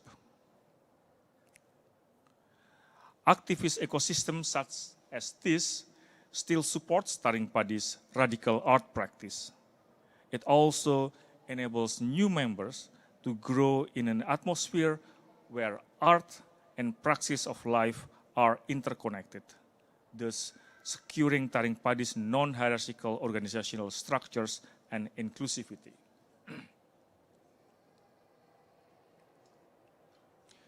With equity, diversity, and openness being paramount values, the collective Taring Padi embraces old and new members from different backgrounds and age groups whose multi-perspectivalism not only fits and renews Taring Padi's radical art practice, but also prevent the developments of any forms of exclusivity. Such an attitude is reflected in the change of the collective official name. We declare ourselves as the Lembaga Kebudayaan Rakyat Taring Padi, or the Institute of People-Oriented Culture of Taring Padi. And we changed that to Collective Pekerja Seni Taring Padi, the collective of art workers, rather than artists, of Taring Padi. The former prescribe an orthodox, old-school left organizations which require a rigid organizational discipline. The latter reflect the evolvement of the collective's connective principle, which merge ideology and camaraderie in utilizing art and activism as tools for political action and education. When we were in Documenta 15, one of the most often questions we got is, how did you maintain your existence for such a long time? Our answer is always, we operate between these two poles, between the friendship and ideology, between the camaraderie and ideology. Ideology got us together for the first place. While we are trying to materializing our ideology, the friendship developed.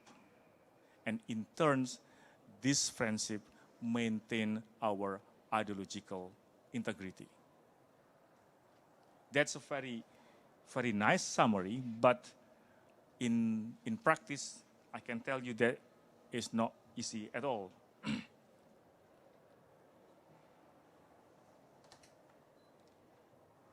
There is no guidance on how individual style might be applied to collective works. There is only shared understanding and respect of Taring Padi's identity, character, and missions. That's the ideology. Artistic matters are addressed in an organic manner. Once topic or theme were agreed, the general compositional structure and text are agreed. The execution rests almost carte blanche upon the hands of individual members who may often invite their friends and acquaintances to participate.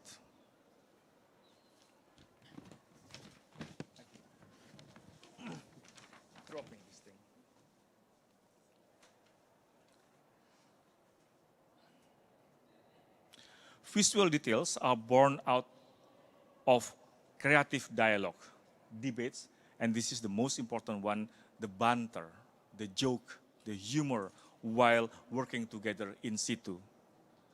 The process exemplifies Taring Padi's principle of learning and working together. Political art is often considered as a reflection of social relations.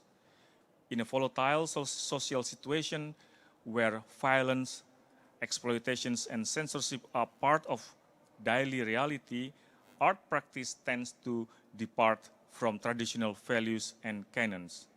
It becomes part of history in the making, actively affecting societal change. The radicalizations of Taring Padi's artistic practice was part and parcel of social political upheavals in Indonesia in 1998 that brought down the 32 years long military dictatorship of Suharto. We produced woodcut poster, as you can see on the slide, cardboard puppets, and large-scale banners for street protests, which become political tools in our involvement in the 1998 Indonesian popular movement. Although with the restorations of democracy in Indonesia, many Taring Padi members left the street to return to their academic studies or launch their individual artistic careers. But the collective has retained its radicalisms, its anti-capitalist and anti-establishment ethos. This is the reasons why large art institutions and related events have not been Taring Padi's preferred channels for the disseminations of the collective works. Yet, its measured involvement with the international art circuit has enabled us to engage with local and global struggle for social political changes. For example, as you can see on the screen, in 2002, we joined the peasants in East Java in their fight to defend their lands against corporate exploitation. As we speak, we are working with the villagers in Central Java to fight against the toxic waste of textile factory. Activities such as this illustrates how our artistic practice does not just function as mirror reflecting social relations, but become an organic part of these relations.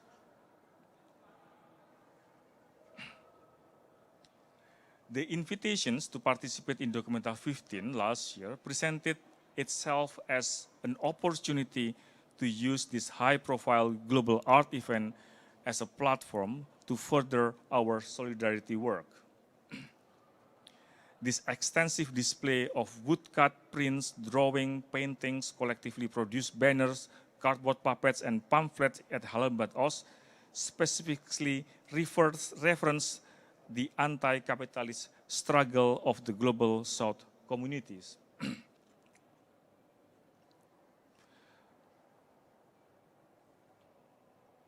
And we were quite popular among the Documenta 15 visitors, despite what happened there.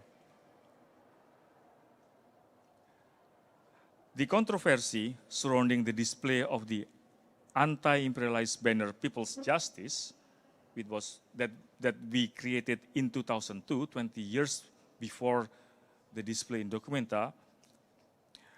That banner was created as a critique of the Western democracy that supported the Suharto regime, revealed the direct linkage between the artistic form, ideology, class, and historical processes, and how their meaning changes when work are contextualized. Our failure to recognize the potential symbolic interpretations of the banner's zoomorphic representations of Western power in the German context triggered anti-Semitic criticisms and offended Jewish community. We deeply regret the unintended pain that iconography caused, and we continue to apologize.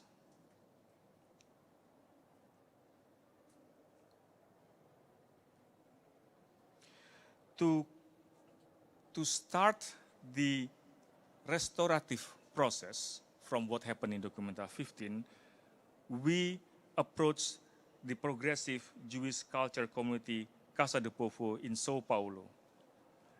With their help, a collaborative network has been established, including the Brazilian Landless Workers Movement, MST, and the Brazilian branch of the Tricontinental Institute for Social Research. The aim of this alliance is to gain a deeper transnational understanding of cultural and historical specificities in raising public awareness about the colonial legacy behind state authoritarianisms and violence, and to produce new work.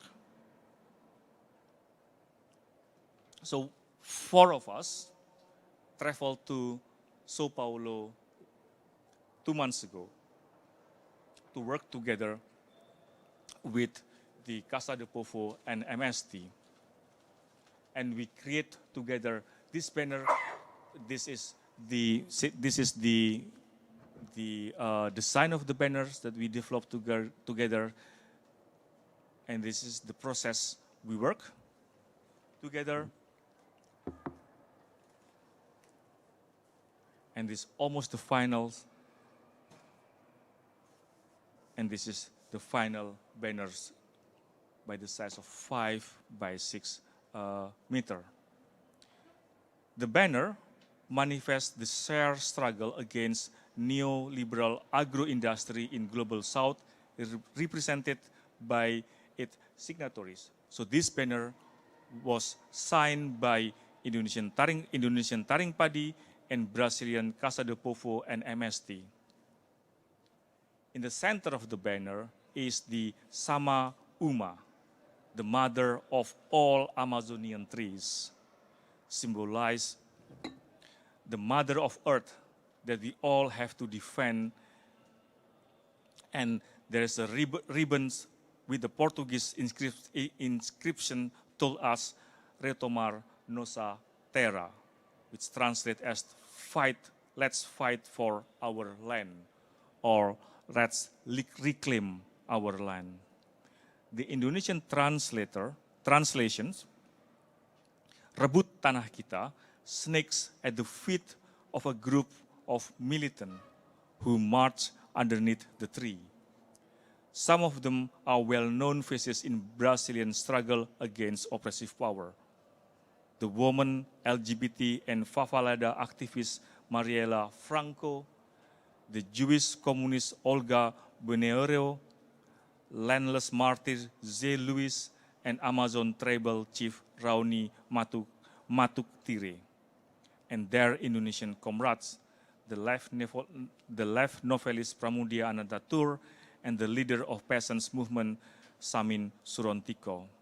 They marched together as a symbol of the post-war non-aligned, which is revived by Taring Padi, Casa de Povo, MST, and Framer and Frame collaboration.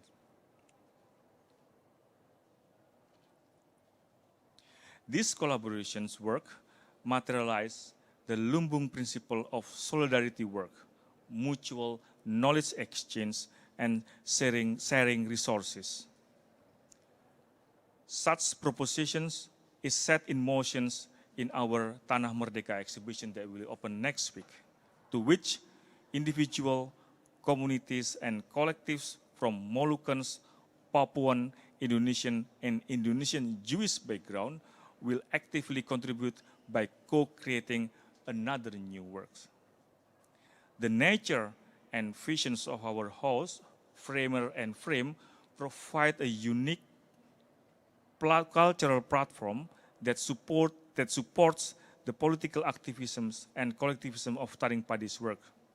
Toward this end, the exhibition concept recreate Taring Padi inclusive habitus as the liberated land, the Tanah Merdeka, the land where all welcome to participate and find their voice.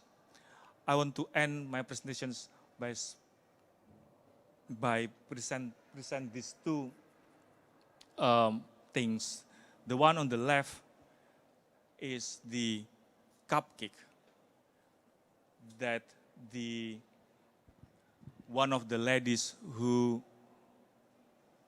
regularly visited us in Hallenbad Oos brought for us as a symbol of their solidarity.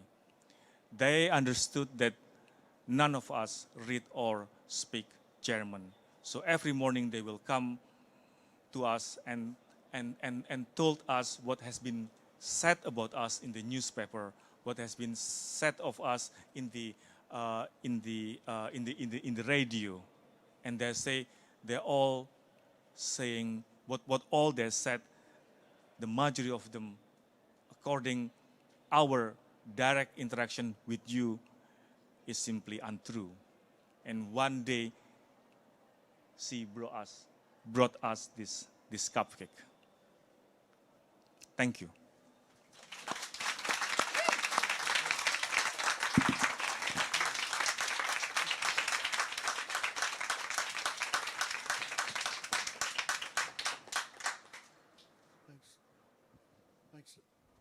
Thanks, Alex.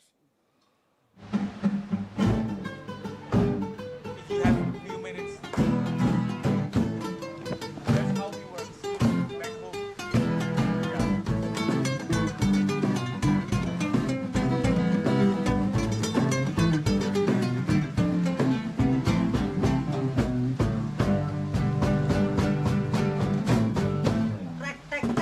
Ada-ada saja tuduhannya terhadap orang yang belum tentu berdosa.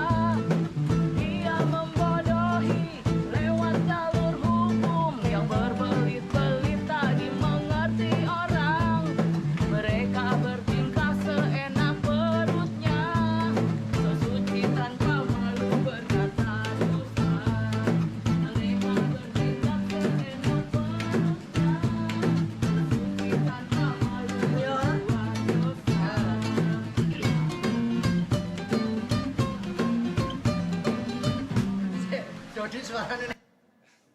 Thank you. That's just the flavor of what we do.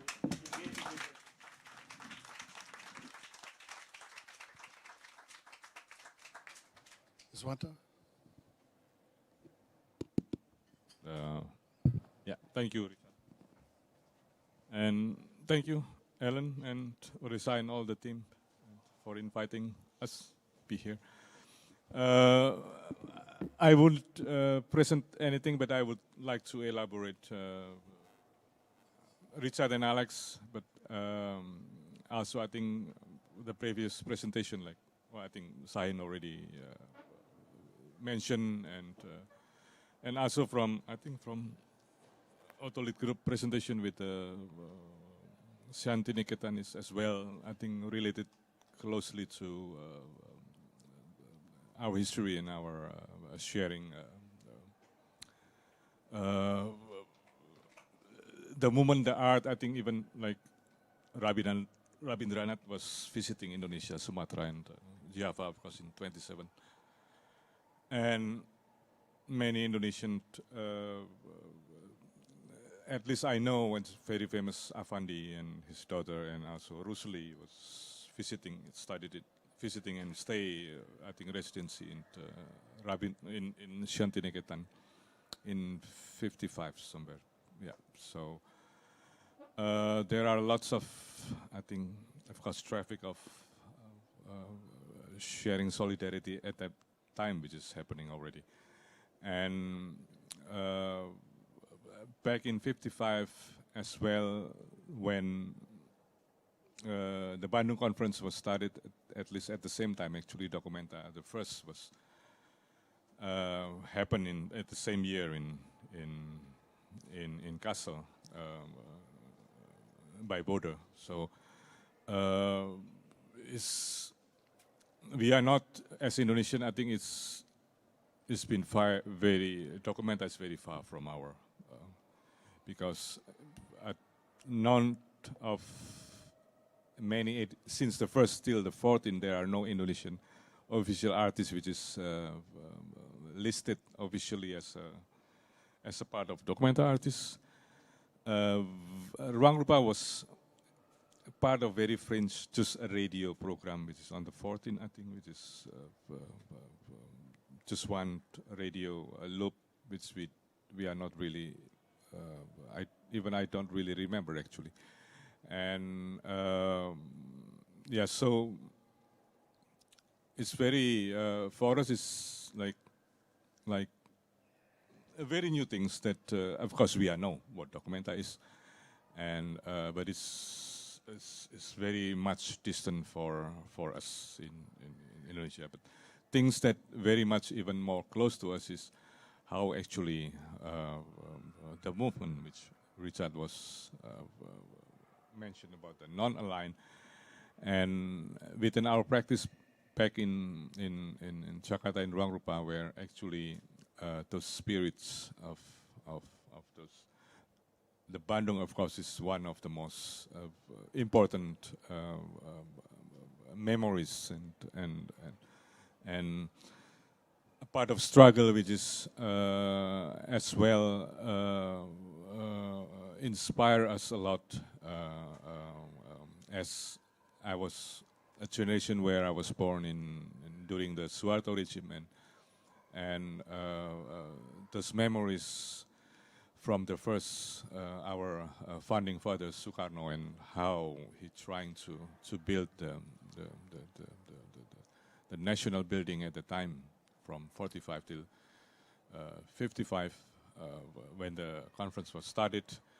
And I think as well, I would like to just to give a short as well. Recently, I was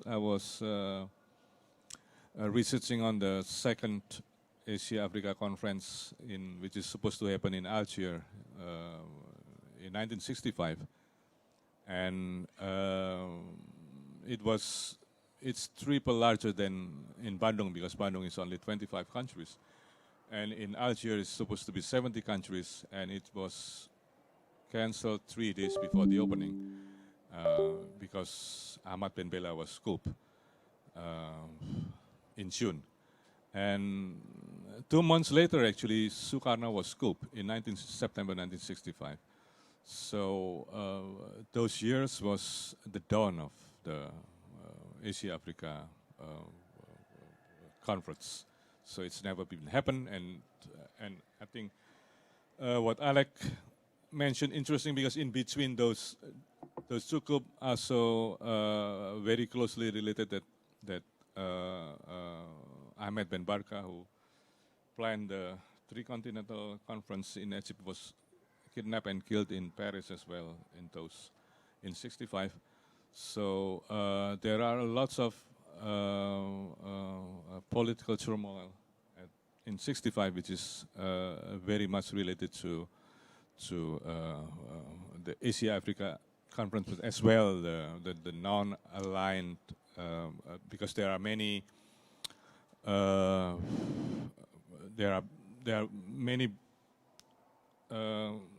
conference writers, feminists, and also economic, which is based on,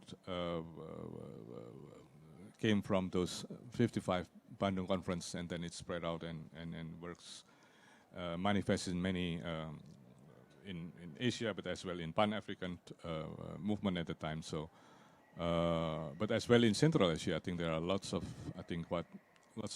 happening related with those spirits. And I would say much about Documenta, but I just would like to mention for sure that the spirits, Lumbung, which is one of, it's really based on how we practice back in Ruangrupa since 2000, and how we struggle, how we survive, and during the regime, but before, during the Reformation era, where many of us as well was part of the student movement at the time, which brought down the regime. But also, interestingly, that the post Suharto, I think that we are much, I think, building up what the consequences as a collective movement, rethinking and then re-questioning of our own practices as well. So it came up in 2015, where we actually build up what we call ecosystem, collectives of collectives. We live together with three other collectives, and so they were actually the spirit of where we Lumbung, and then we together we build up the platform of Good School, and in 2019. So where actually we are invited to join the selection for the documenta. And yeah, we are discussing a lot at the time that what shall we do? I mean, because we have those babies, the good school that we just nurture for about a years, and for sure documenta will be take a lots of our energy. So within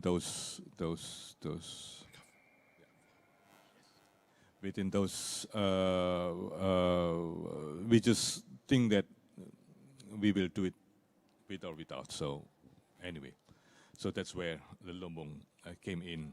Then we offer this Lombong to documenta. And the second is, that's why I was inviting Vera May here. She's a curator, researcher on Southeast Asia.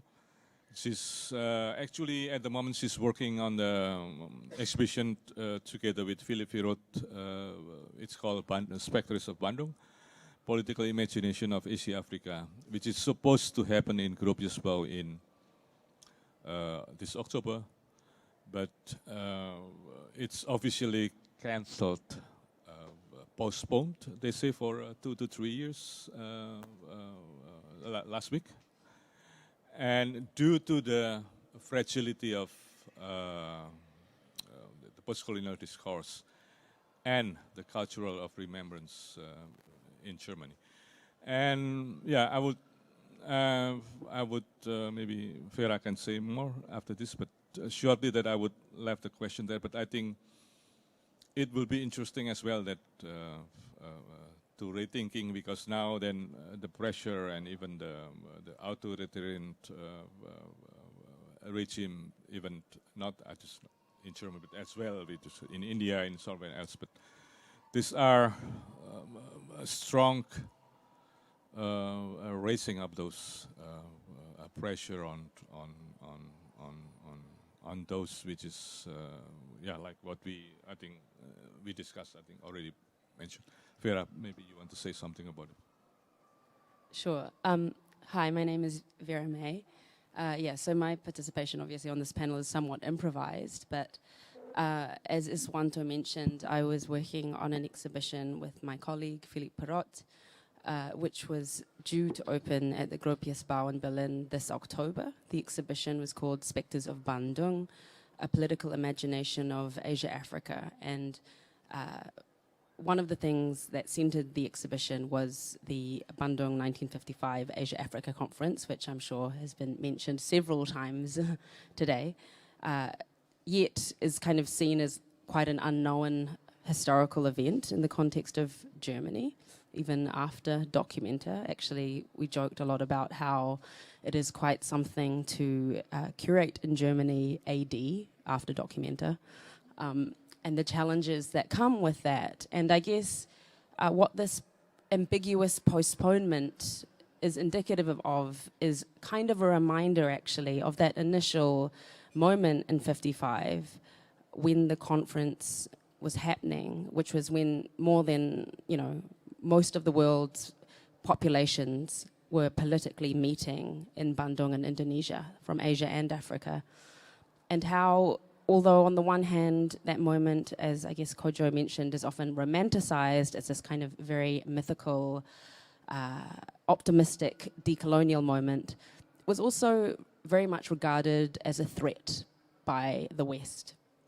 And the non-aligned movement of 1961, that also happened in Belgrade, which, expanded the kind of color line out to include Latin America and parts of Eastern Europe in the non-aligned movement, was also seen as somewhat destabilizing to the central power and hegemony of Western Europe and North America. And I just think it's particularly fascinating that this postponement of the exhibition I'm working on, I guess, is reflective of a wider cultural anxiety around these continents, these nations, enacting their decolonizing potential, and what that might actually mean in terms of destabilizing a certain world order, even if it's, for a greater sort of new vision and progressive vision.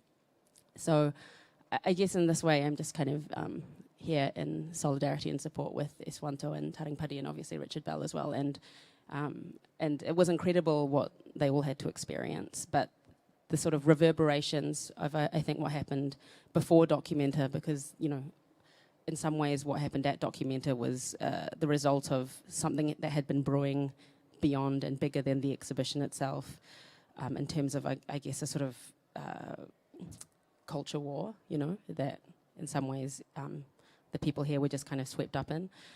But that its effects are still being felt in really sort of insidious and quite scary ways in terms of what this might mean, in terms of what people are represented where and what voices we can hear and what we can see in terms of artistic practices in continental Europe and potentially beyond. Thank you.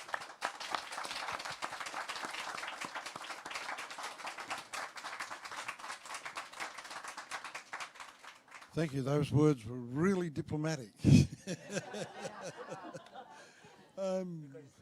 it's recorded. Pardon? Because it's recorded. Oh. Oh, damn. It's recorded. Thank you, Alex, Iswanto, for your contributions too.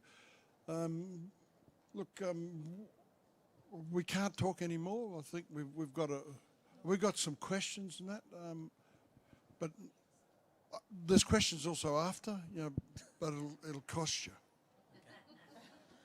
Hello. So I just want, Germany has such a deep complicity in upholding the Supartono dictatorship and in the genocide. And, you know, Helmut Kohl and Suharto went fishing together. All the military, the training, arms, which brutalized. I just wondered why you never, and I'm not sure if you did, why it was never a central talking point to hold Germany to account. And even living here, Sukarno's daughter asked the British state to apologize for what they did to her father. Like, why are you so soft on these? To me, like, you have nothing to apologize to. Germany should say sorry to us, and Britain should say sorry to us. And then, sorry, related to, so the day after the so-called, after your image, you chose to cover in black, and I see no reason to remove a black square. You know, I got a message saying that you're next on the list by some threatening, and then I was one of the artists in Documenta, the only British artist, and then I got 100 days of death threats and racist abuse and harassment, which continues to the day and which continues to traumatize and damage me. And then you've seen what's happened in Germany. You have Jewish artists like Adam Brumberg being brutalized in the street because he's in solidarity with Palestine. You've seen a level of repression. Just on Friday, Radio Ahara, which was one of the collectives in Documenta, had the event cancelled. And tomorrow, Britain is going to pass an anti-BDS bill in Parliament.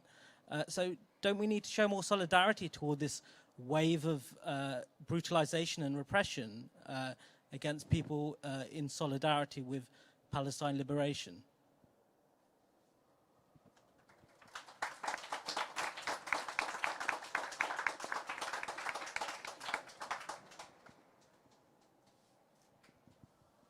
Well, yes.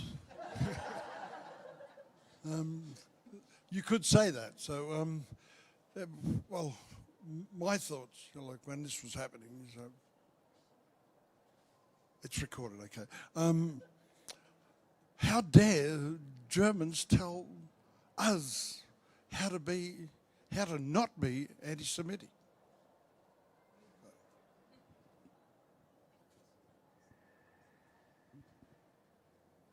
One also maybe relate to Alex, because I remember actually when Alex talked about, I think, the relation between Taring Padi and Casa de Povo, but actually also there is accusation which is come to Casa de Povo, I think in the mid of 100 days, that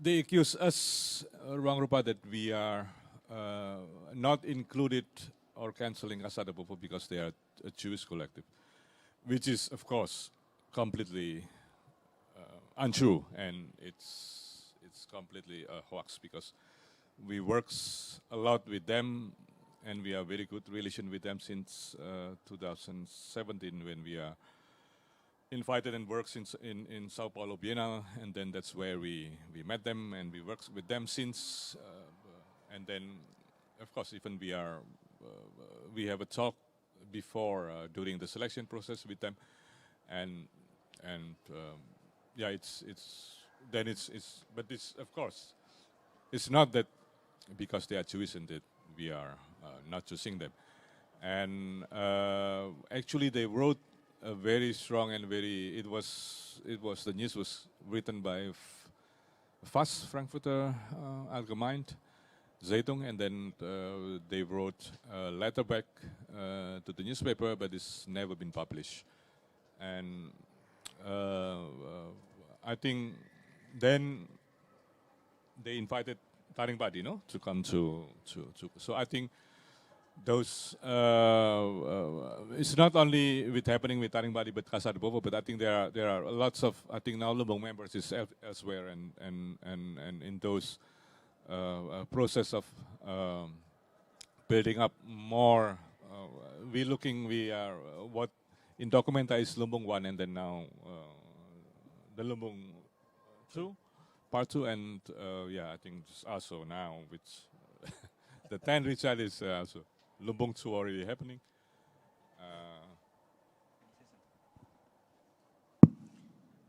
I want to comment about the notions of apology. Our apology, Taring Padi's apology, is sincere. We do apologize. We apologize sincerely. One of the first thing that we did after what happened in Documenta, we did this, what we call autocritic. This is the left traditions when you criticize yourself, kind of self-reflexivity kind of thing. One of the results from that autocritic process within the Taring Padi, that we, Taring Padi, within our criticism of the Western democracy support to the military dictatorship of Suharto, we overlook the progressive element within the Jewish community and within the state of Israel. That's one of the conclusions in our autocritic exercise.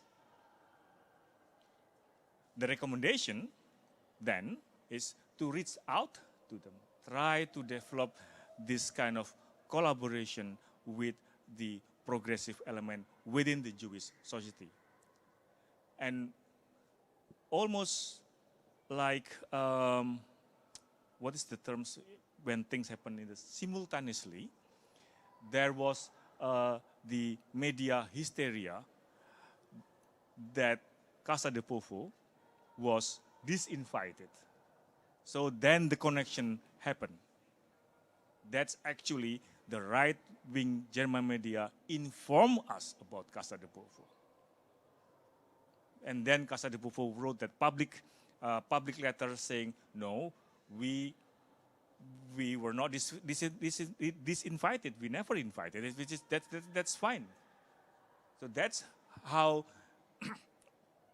the whole thing started. And then we have the framer and frame facilitate the whole thing, and then Casa de Povo make the connections with the MST, and MST brought in the three continentals, and the whole thing start to align. So, and then we said ourselves, oh, this is like the Bandung 55.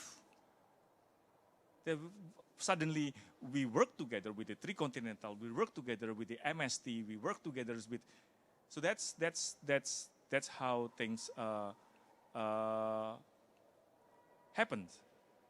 But again, I want to underline, we did apologize, and we will keep apologizing to those who really hurt by those iconography. We couldn't care less about the German politics and German right-wing media, but we do care for those who really hurt by those iconography. And those iconography was a result of our almost ignorance about the complexity of the anti-Semitism back then in 2002. Not ignorance, maybe too harsh word, maybe our ill-informed. We didn't have enough information about this very, very complex issue, to the point we couldn't differentiate between anti-Semitism, anti-Zionism, and anti-Israeli state. Hence, the confusion of iconography. And for that, we do apologize. Yeah, well, what we all know is that, you know, like opinion, you know, like in Israel, as in Australia, as in Indonesia, there's not a uniformity of opinion. You know, like we don't all follow the same football team. You know, like just like white people don't. You know, so that's, you know, and of course there are Jewish people who don't agree with what Israel does. You know, so you know, we're not alone in this. You know, like and they're not alone. So, but there is no unanimity. You know, like of opposition to what we're doing. Yeah, and I got to say that how quickly artistic freedom was abandoned in Germany, you know, was astonishing. You know, it happened in a matter of hours. You know, so, not once did any artist that I can't remember any artist speaking up and in support of our artistic freedom. You know, like the artists of Documenta, not one. So that's really, really concerning for me. And also, I just said that we were not very well informed about this complexity of the issues. But at the same time, they should also understand the complexity of that issue within the context of Indonesian politics and society as well. Yeah, when we created People Justice in 2002, we have to remember that's just after the 9/11 and the global war against terrorism, which means against Islam. And Indonesia, as you know, is the largest Muslim population in the world, and it's become the Islam against the West. Yeah. Taring Padi obviously is not a religious collective. Many of them, they hardly practice their religions, but nevertheless they came from the Muslim family, and that does have effect. That kind of confusion, out of the blue, they become the enemy of the Western democracies, so to speak. As you might have seen, Taring Padi is pretty much a left-leaning or left-wing organizations. But being left in Indonesia is like being anti-Semitic in Germany. You lost your administrative right. You can go. You can work for the governments. You can be you can join the military and that civil servants and so on and so forth. You can go to the public university, and we declare ourselves as a left organization. And because of that, we become the enemy of the fundamentalist Muslim. Because we are left, we are communist, therefore we are atheists. That's the logic. And that's the complexity. So when we were attacked in Germany, we were baffled with this. Don't they understand that we have the common enemy? Our enemy back home is this Muslim fundamentalists who carry the flag of Palestine when they demonstrate on the street. These are the organizations who attack us literally, who storm to our place, to our house, and kill one of us. So that's the real anti-Semitic that attack us, and that's what's quite a confusion. We anti-Semitic? No, we were attacked by the anti-Semite back home. So this kind of complexity, this kind of confusion, so they assume that everybody knows the complexity of this anti-Semitism. For example, that's the unfairness that we experience, and there is no opportunity for us to express that. The only opportunity that we had was under this roof, under Richard Bell Embassy in Kassel. That was the only space where we can talk. Under the non-permanent building stood in the center of Friedrichsplatz. That's the only place when we can talk. How ironic is that? That because I remember that because Richard Bell mentions about nobody mentions about this artistic freedom at all. Everything's just blanket with these allegations. I want to mention one last thing. Apology for us is not enough. Apology shouldn't only be a U-turns, should be moved beyond words. That's exactly the reason why we reach out to Casa de Povo. We want to materialize our apology by working together, by learning together. What is it that we don't know about this issue? What is it that we need to learn? And we want to express the things that we learn in our works so we can share that with other people. Thank you.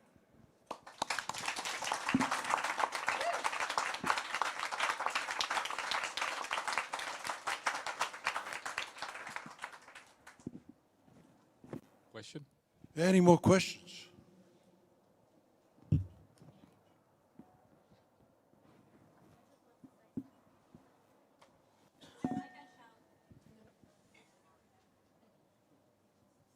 I really like your work. I love it. I'm from Mexico, and it reminds me of all your work reminds me of all the Mexican movement when we have like this printing as well. And it's just, I think the most beautiful part that an artist can do is to work with the people that need it.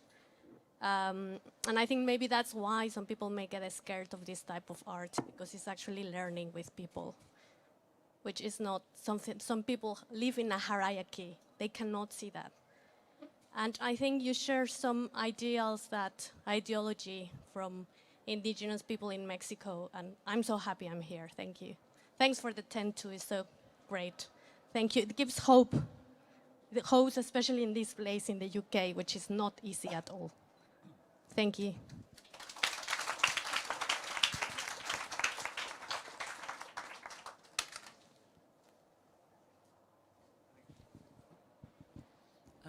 Thank you very much. It's been an amazing talk. Closer? Yes. Okay. Something was said way back at the beginning of this particular part of the discussion around recognizing the hijacking of the way in which the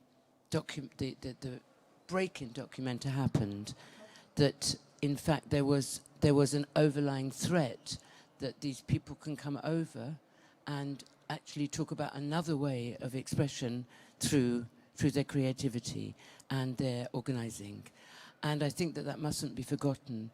I feel that in certain respects the use of anti-Semitism as a way of breaking the whole situation in Documenta was extremely unfair and also chose not to consider all the issues that surround this whole problem around what the definition of anti-Semitism is. And by doing that, it did an injustice to Ruangrupa as well as to a lot of people who recognize anti-Semitism, also recognize the rights of Palestinians, and can do both of those things because they realize that there's a huge gulf being created by people who feel that that's going to be in their interest to do that. To say that a state is not allowed to be criticized because that would be considered to be racist, and I'm using a racist as another way of saying anti-Semitic, is extremely dangerous and should not, in many respects, should not be allowed to happen. And I think that, unfortunately, because things moved and shifted so quickly, it wasn't very easy for those sorts of opinions within document to actually be brought out. And certainly we didn't have the media on our side. And this happens in so many political struggles, that the media is not with us, and therefore we're not allowed to make our statements in the way that we'd like to. And I want to applaud Ruangrupa for the way that you behaved in that context, and also somehow feel that there should be some apology extended to you. I'm not quite sure whether it's the sort of Western art world, but I think that that's also implicated in this. But certainly the politics that is in many respects being forced onto Germany, and Germany is not able to sort of fight back against particularly accusations of anti-Semitism for reasons that we all understand, and perhaps don't also feel strongly that they shouldn't have to be put in that situation. But thank you very much. Thank you.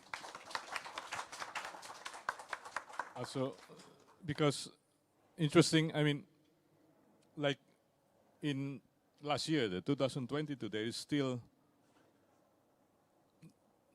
thing needs to be, which is very strange for me, is that you need to contextualize, you know, the even what happened with FERA, actually, that the exhibition has to be contextualized to the German history, and as well with Taring Padi, with others, also with others. There's other artists' works of artists, subversive films, and question of funding, and archive the films from Algiers. And the question of contextualization is, I think, is a very very repressive form of, you know, to the artists and to the culture itself, actually. That, yeah, I mean, after the end, I mean, how many? I think, like the case with Indonesian Dutch colonized for 200 years, and then in 2022, that is still happening, that the West still asks for contextualizing what happened in Asia and Africa, I think is to their own, even especially with, it doesn't really make sense with the case of FERA, where Asia Africa is, it's where the hell is relation with the culture of remembrance, because it's completely separate, is completely just, it doesn't make sense at all, actually. So I would say that it's also a very repressive act and attitude.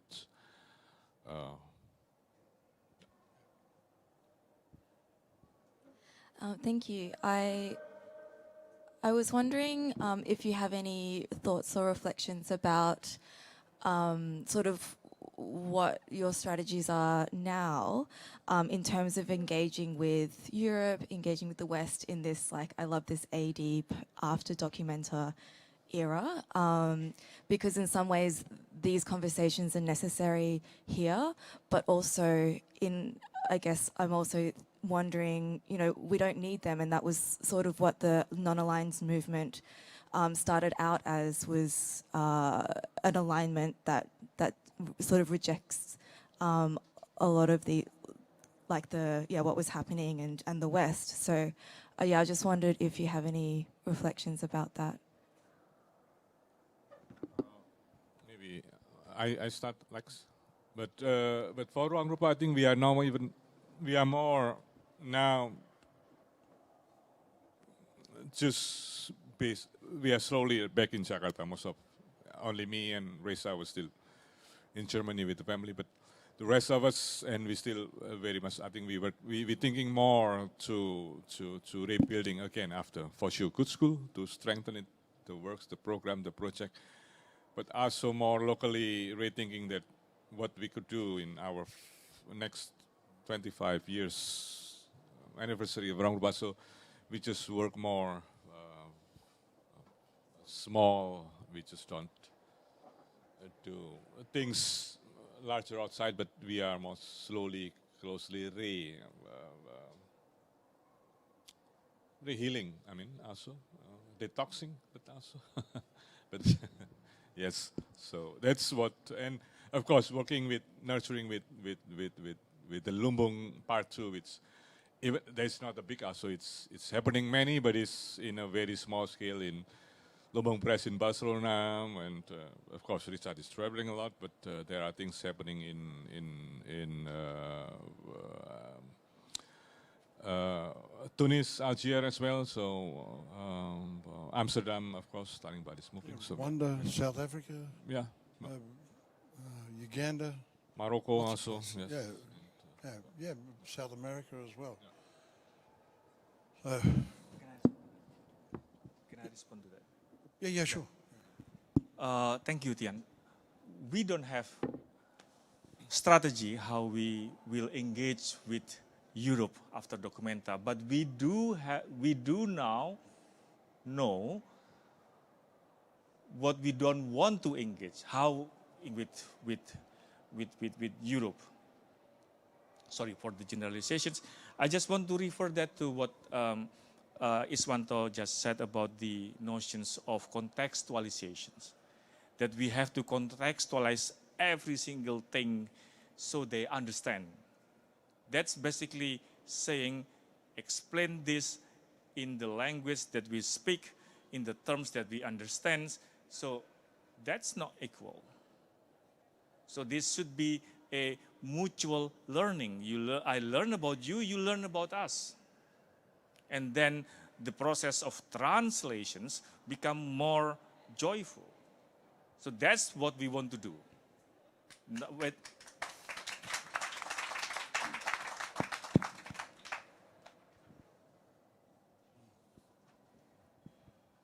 Well, this is the end. As my mate Willie used to say, it's parting is such sweet sorrow. You know, so, On behalf of Tate, I want to say a huge thank you to Alex, Iswanto and Vera May for bringing the embassy program to such a significant close. Richard, I don't know where to start. It's been an amazing 5 weeks. Thank you so much for bringing such an extraordinary group of people together. It's been a real privilege to see embassy in action, to see the network grow, develop in real time. So thank you for carving out such an important space at the heart of the gallery. I'm hugely appreciative to you, and it's been a real privilege. So on behalf of myself and the whole Tate team, thank you, and I guess just a round of applause for all involved.